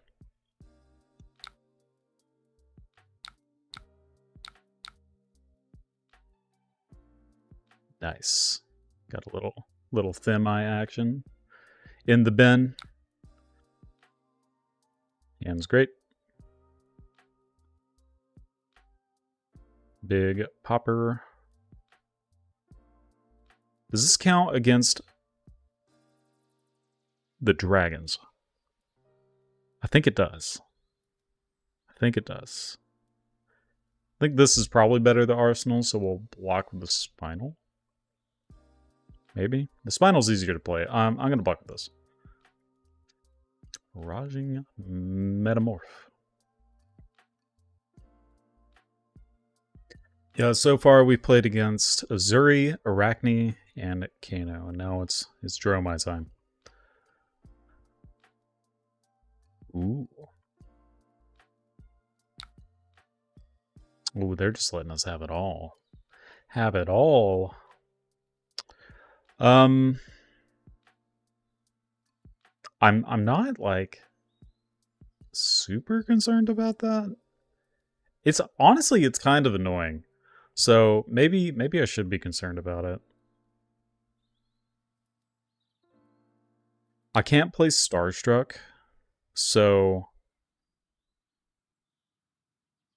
man, this is kind of rough. Because, like, maybe I do want to clear both of these, but they're at 15. Like, they do have to start respecting, like, what's going on here. This doesn't matter if we can just pop things, obviously. But then this, if they do end up dropping something like a Mirror Guy, which is going to come up very, very soon, then this card becomes a problem, right? Because it's for 8. off of this. Maybe give 2 cards. Like, I can see an argument for killing both of these. I think that's valid. I think what I will probably do, though, is maybe it's just kill Vincerikai with this, and then play Spinal. I think that's probably the most, like, actual and efficient play.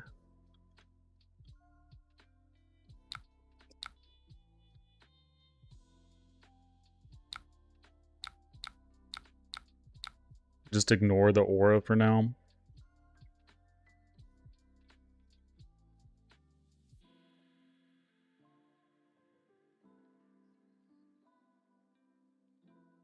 Yeah, this gets most of their cards anyway, right? Like, what are they going to do next turn unless it's just like a 0-cost dragon? Okay, this hand sucks. Remembrance. Yeah. Maybe I should have gone face. But, I mean, like, they'd only be at 6 as opposed to, 13.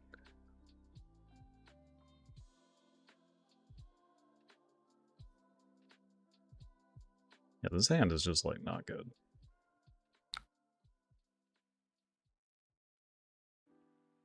Dominate. Eee, your face. Now I'm all on board. Go face team.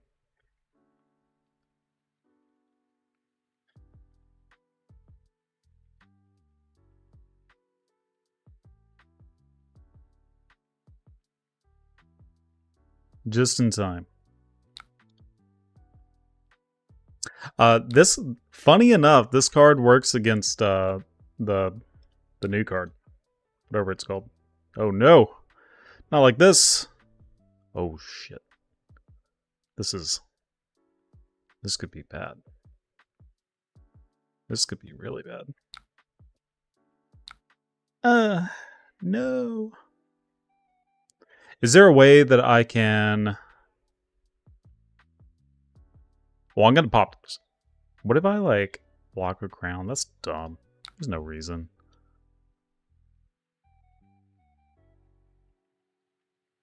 Alright. This is what I want to do. I'm gonna pass, because I can't do anything else. And then Arsenal...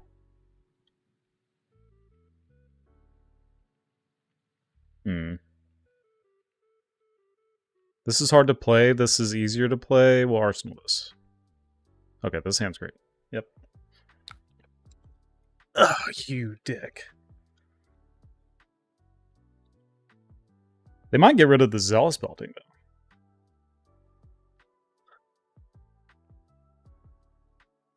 though. This hand is super flexible. No matter what they get, I think we're fine.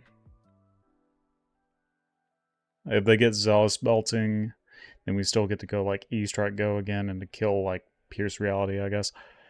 Then, if they take one of these, we can honestly still do the same thing.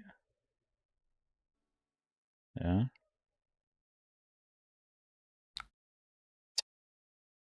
That's good.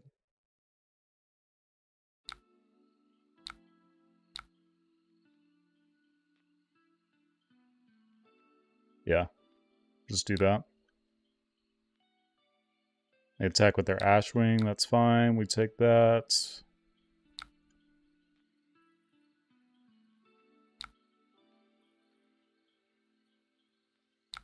Heck. Gotta ponder, like, what are we gonna do with all this? What's it matter? A whole lot of nothing. I guess I'm just gonna do 7 at their face. It just feels so bad going at the Pierce Reality, with that.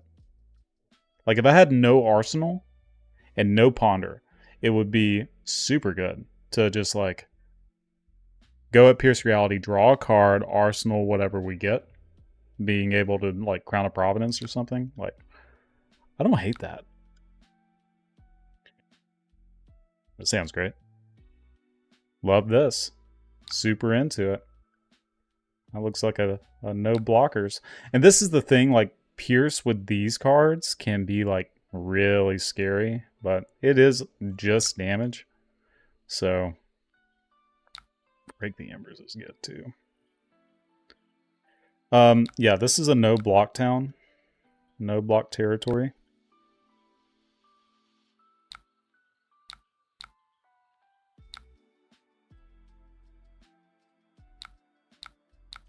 They got some good value out of the Pierce.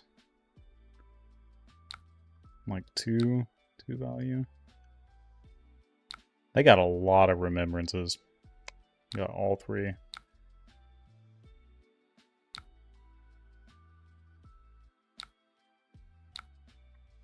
Let's go.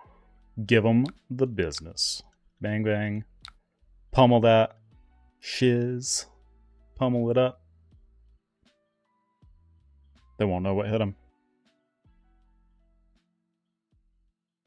And they actually won't be able to do anything next turn besides like attack for 3 off of Pierce, I guess. Oh, no blocks? Just die? Yeah.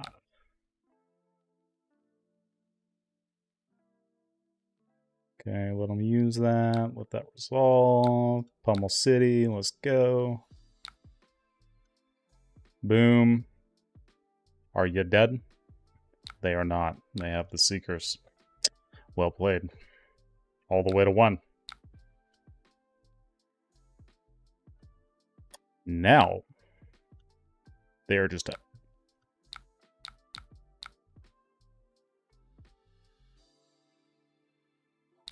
Good game. So,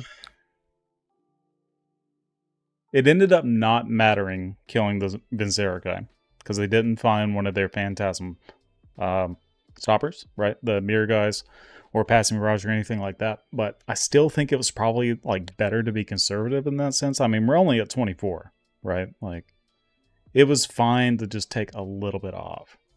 So, cool. Okay, no Wizard. Assassin. Or Dromai. We'll try to get one more in. Do one more that isn't those. Just get a little bit of variety. That was a meta deck. So I kind of knew how to play that one a little bit more. Hopefully you can see that.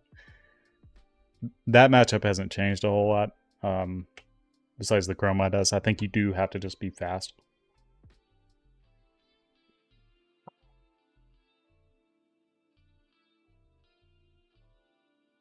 Ah, my nose itches. See what happens. Okay, we got a 5. This is solid. I think you generally want to go second against 5.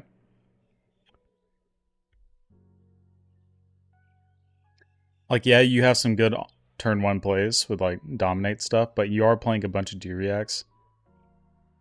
I think it's just better to, if they go first, being able to just like use all of your block availability. So let's do that. We're playing Buckler, of course. Arsenal pass. No, not like this. They have their hand looks to be probably close to all red, considering they're blocking or pitching like that. They got another one. Pitch another one. Let's go.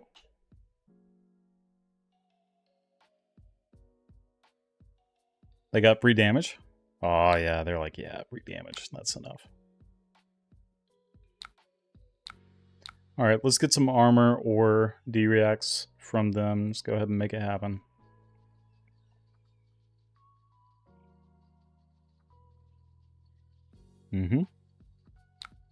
Okay, D-react from Arsenal. Sounds good. To be expected. Hand is not very good. Not very good. There's not really a way we can fix it, I don't think, currently. No. Sand is just not it. I'll give them the one hit. I might end up blocking the second Kodachi if they do that. Nah, why would I? Why would I?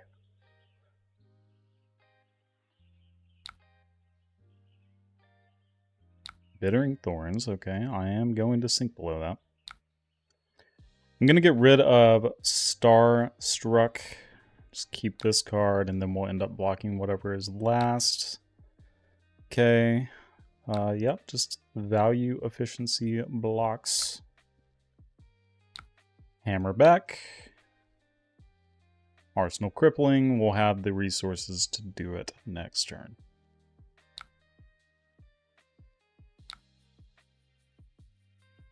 Yep, this hand is pretty good. Kodachi, Kodachi. Alright, this is where the combat tricks could really get us. I don't believe there's combat tricks. Looking at this currently.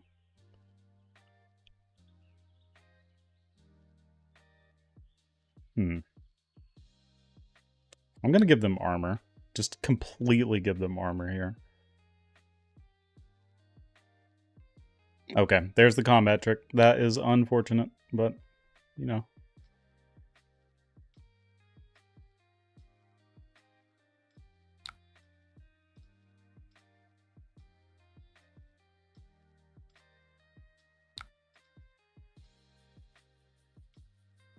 We can kind of claw back just a little bit here by playing the Crippling Crush off of Tunic. Have these two cards, maybe. No, we just like play it out here. And then if they somehow block it out with just like a couple of cards, we can rip their entire hand apart.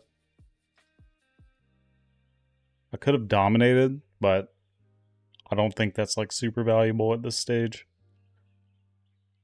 Yeah, that was bad. That was bad for me. Okay, they full block. Yeah, they're playing tight.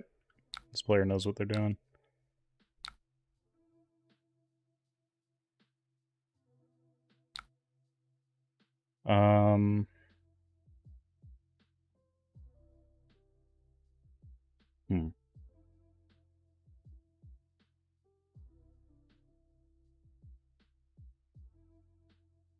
If I go debilitate, pummel, I can have this as a follow-up. Let's do that. Just think about just playing the Starstruck. I don't think that's probably not the best line here.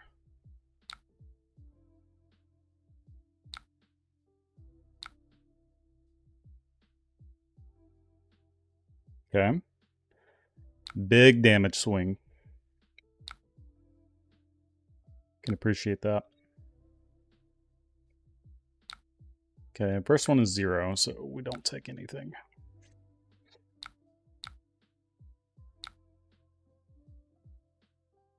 You strike for 7. I'll give you 1 card because I'm going to play Starstruck back. I'll arsenal this for when an opportunity arises where I can actually get your arsenal.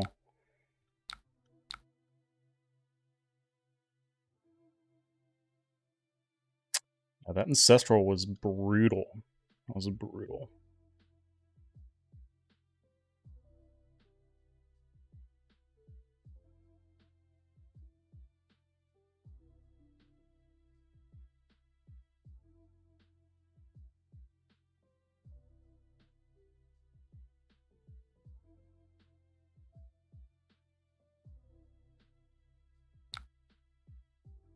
And got their whole hand again. Whoa. Whoa. Hold up. This isn't what I wanted. Jeez. Oh, God. I guess we just hammer. Oh, man. This is not it. I can't play these. I can play this, I guess. They're keeping their arsenal like pretty clean. Maybe it is just right to play this and then and get another arsenal set up. Yeah, I'm honestly, I think that's where we go. Yeah, they're just preventing some of the damage. We'll keep our defensive cards. Okay.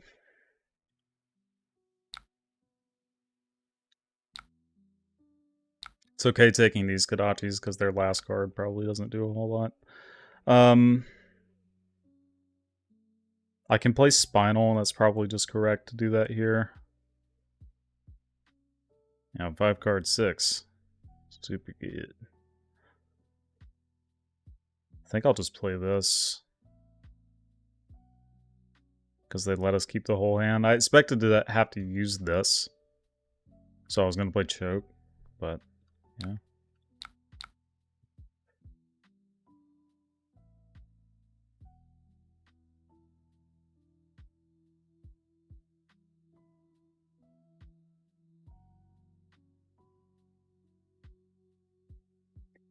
I feel like we're just a little bit behind. Just a little.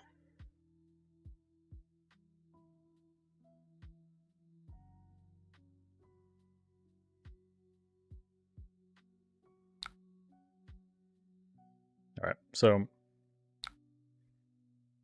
Okay, Command and Conquer wouldn't have mattered there.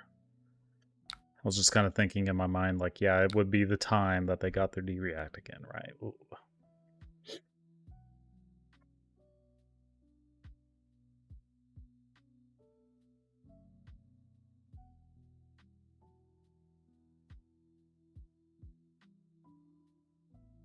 I think we want to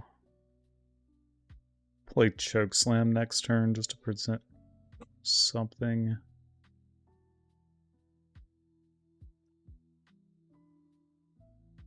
This is where it gets a little tough. Because, like, this is just vanilla damage. But we don't have, like, super relevant disruption. And they have their whole armor suite. So we need a pummel. So the best thing to do next turn would just be to play the Spinal. Or keep the Spinal for a pummel.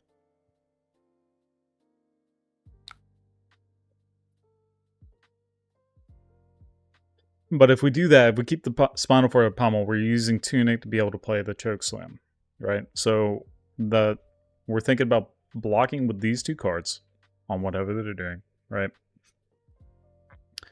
Which means that we wouldn't get like a super efficient pummel turn because we wouldn't have the Tunic off the Spinal. Dominate doesn't matter, so we're just like taking extra damage to do that. Maybe it's... I think I do take this just to see what happens.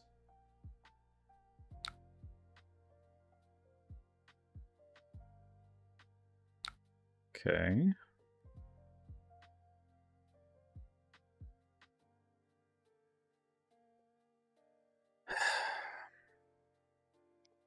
If we don't get to block the next card with our FABREC, that becomes bad.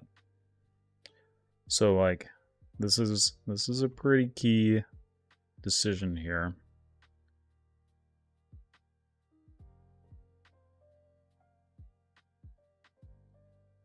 If it's a bookend, they keep it. If it's a snatch, we haven't seen a bunch of snatches. They've just been kind of like laying that down. Snatch would be really good. Now I'd want the FABREC for that. Maybe I'm going to do this because I want to play Chokeslam next turn. And this allows me to do it in many different ways. Okay, so I can now FABREC. We'll bottom that because we're looking for pummel or something. I'm going to play Chokeslam. Arsenal the Spinal. Maybe we'll find something next turn.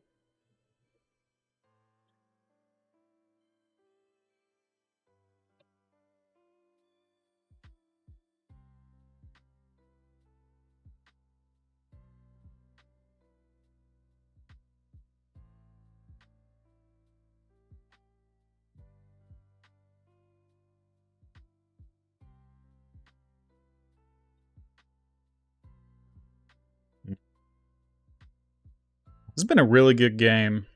I hate that I got like combat tricked so early on like such a key turn, but I think we're still probably okay. So, okay, they took the whole thing. We found the goods. We found the goods. So there's no combat tricks available to them, possibly. So I'm happy with just taking these Kodachis because there's like no like downside, right? So now I can... Honestly, it might be right to just give all of the armor and slam back. But they probably have D-React here, which is why they're doing this play. It's going to be a while before we can do this again. So I'm going to go ahead and use the armor.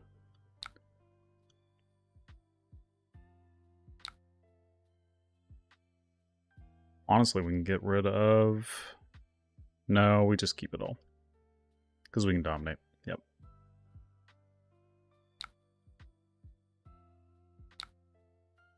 Okay.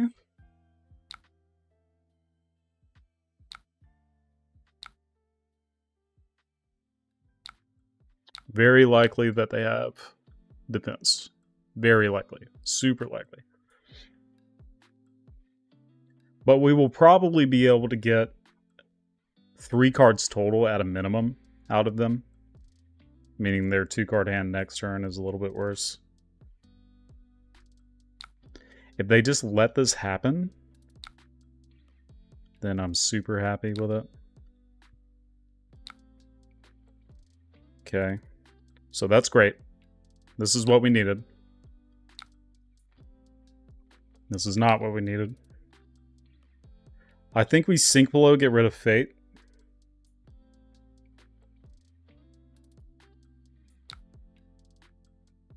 Just to try to get something that's like playable. Okay. More sink below. Who needs it? Jeez.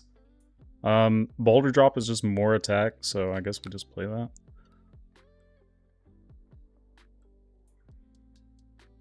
Yeah, this has been a really solid game. Good back and forth. Oh yeah, no blocks.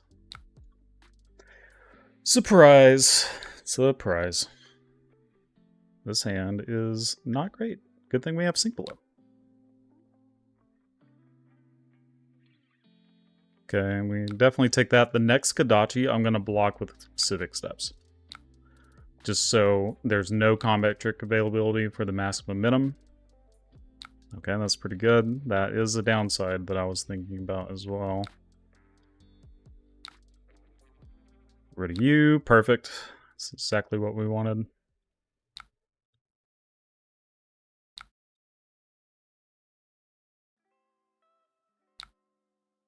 Yeah, sorry, the thumbnail is wrong. This is Guardian with Ed today. Big yikes.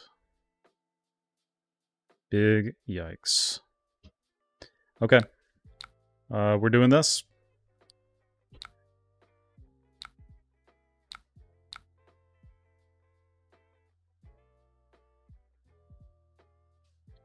Because this is Pummel, and if they don't respect it properly, then they are just dead.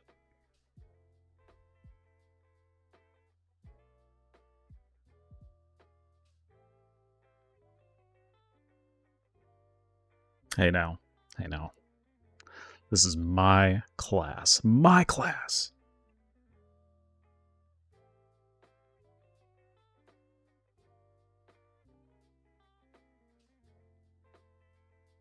Guardian's fun. It's cool little back and forth situation, you know? It's great. Okay, so yep, they know the armor situation here.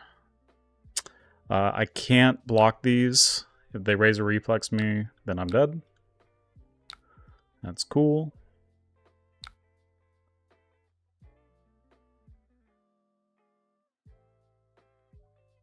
How many of those have they used?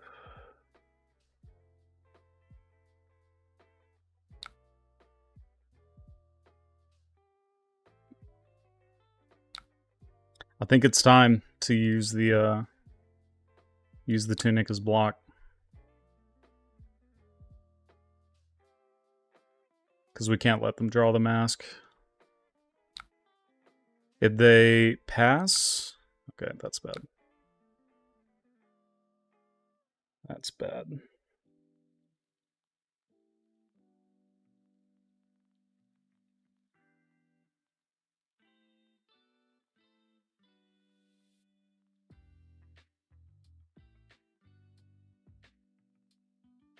They have to give us a card, maybe. So maybe we just give this. Yeah, we're in a bad spot. We're in a really bad spot. I think that was a misplay just now, but I'm not going to undo that. I think I probably should have just... No, because I had to full block the snatch. It was a snatch. So to not let them have an extra card. That was right. That was right. But I think we're dead here just because, like, Kadachi kills us, unless they drew no blues, which... It's possible, right? It's possible.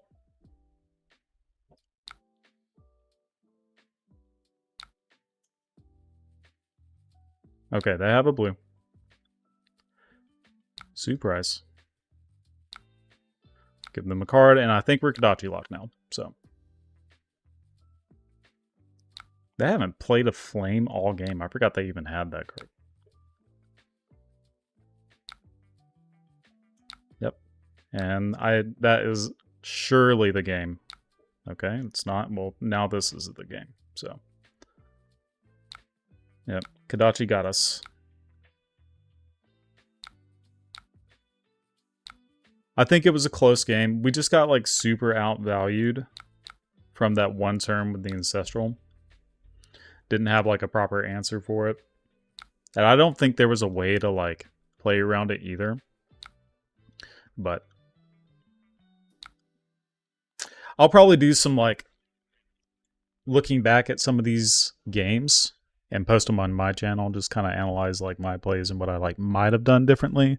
But that was a good game. A lot of times the FAB matchups, they go really close like that, where you'll end up, like, it'll be 1 life to 1 life for a long time.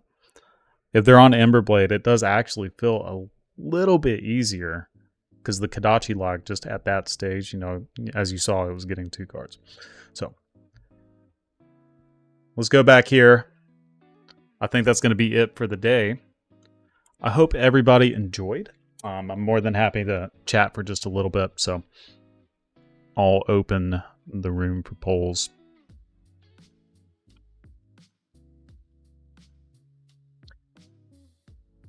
In the meantime, I'll go ahead and start putting this in the description if I can figure out how to do that. I'm not as versed in YouTube as I am in Twitch, so let me see. I'll also put it in the chat real quick too, so if the homie that was looking for it is interested, it's right here. So this is the deck I've been playing with. It has some of the matchup guides, or the sideboard notes and whatnot. I didn't put, like, whether you want to go first or second in that, but just use your common sense, right? Like, if your opponent chooses, it's not that big of a deal. You're happy going first or second, because you do just have, like, high roll potential, dominate stuff. But like against FAB, you want to start with tempo and just do it, right? But yep, I'll give you guys just a couple of minutes in case you want to talk, and then we'll end it. We'll listen to smooth jazz, just like lo-fi stuff. We're using Stream Beats by Harris Hiller. If you guys like the music, and go support them. Come completely free. They allow streamers to play all of their music. No copyright. I think it's pretty bumping.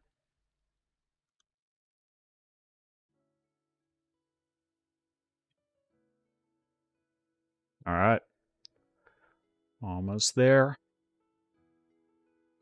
Going once. Going twice. Waiting.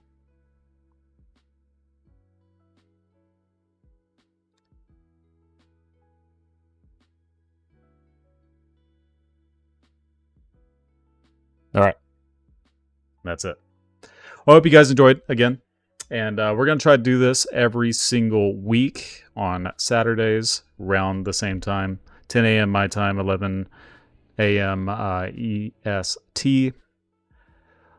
Appreciate the sponsors, of course. We got FABREC, we got Magnolia, we got Card Culture, we got Dragon Shield, we got all these cool guys, and they can get you all your needs. We're going to get promo codes and whatnot for Magnolia pretty soon, so be on the lookout for that. They have pretty much every single possible flesh and blood need that you can possibly want. They are at almost every single major event as well, so you can put in an order with them, pick it up while you're there, or just go to the booth. They have like all this stuff, right? So be on the lookout for that. Appreciate them.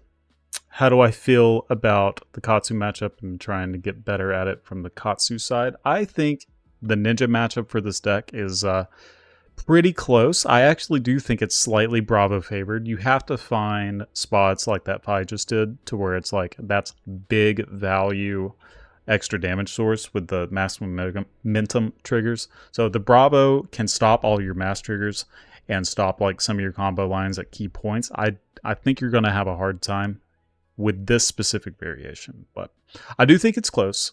Just keep practicing, you know.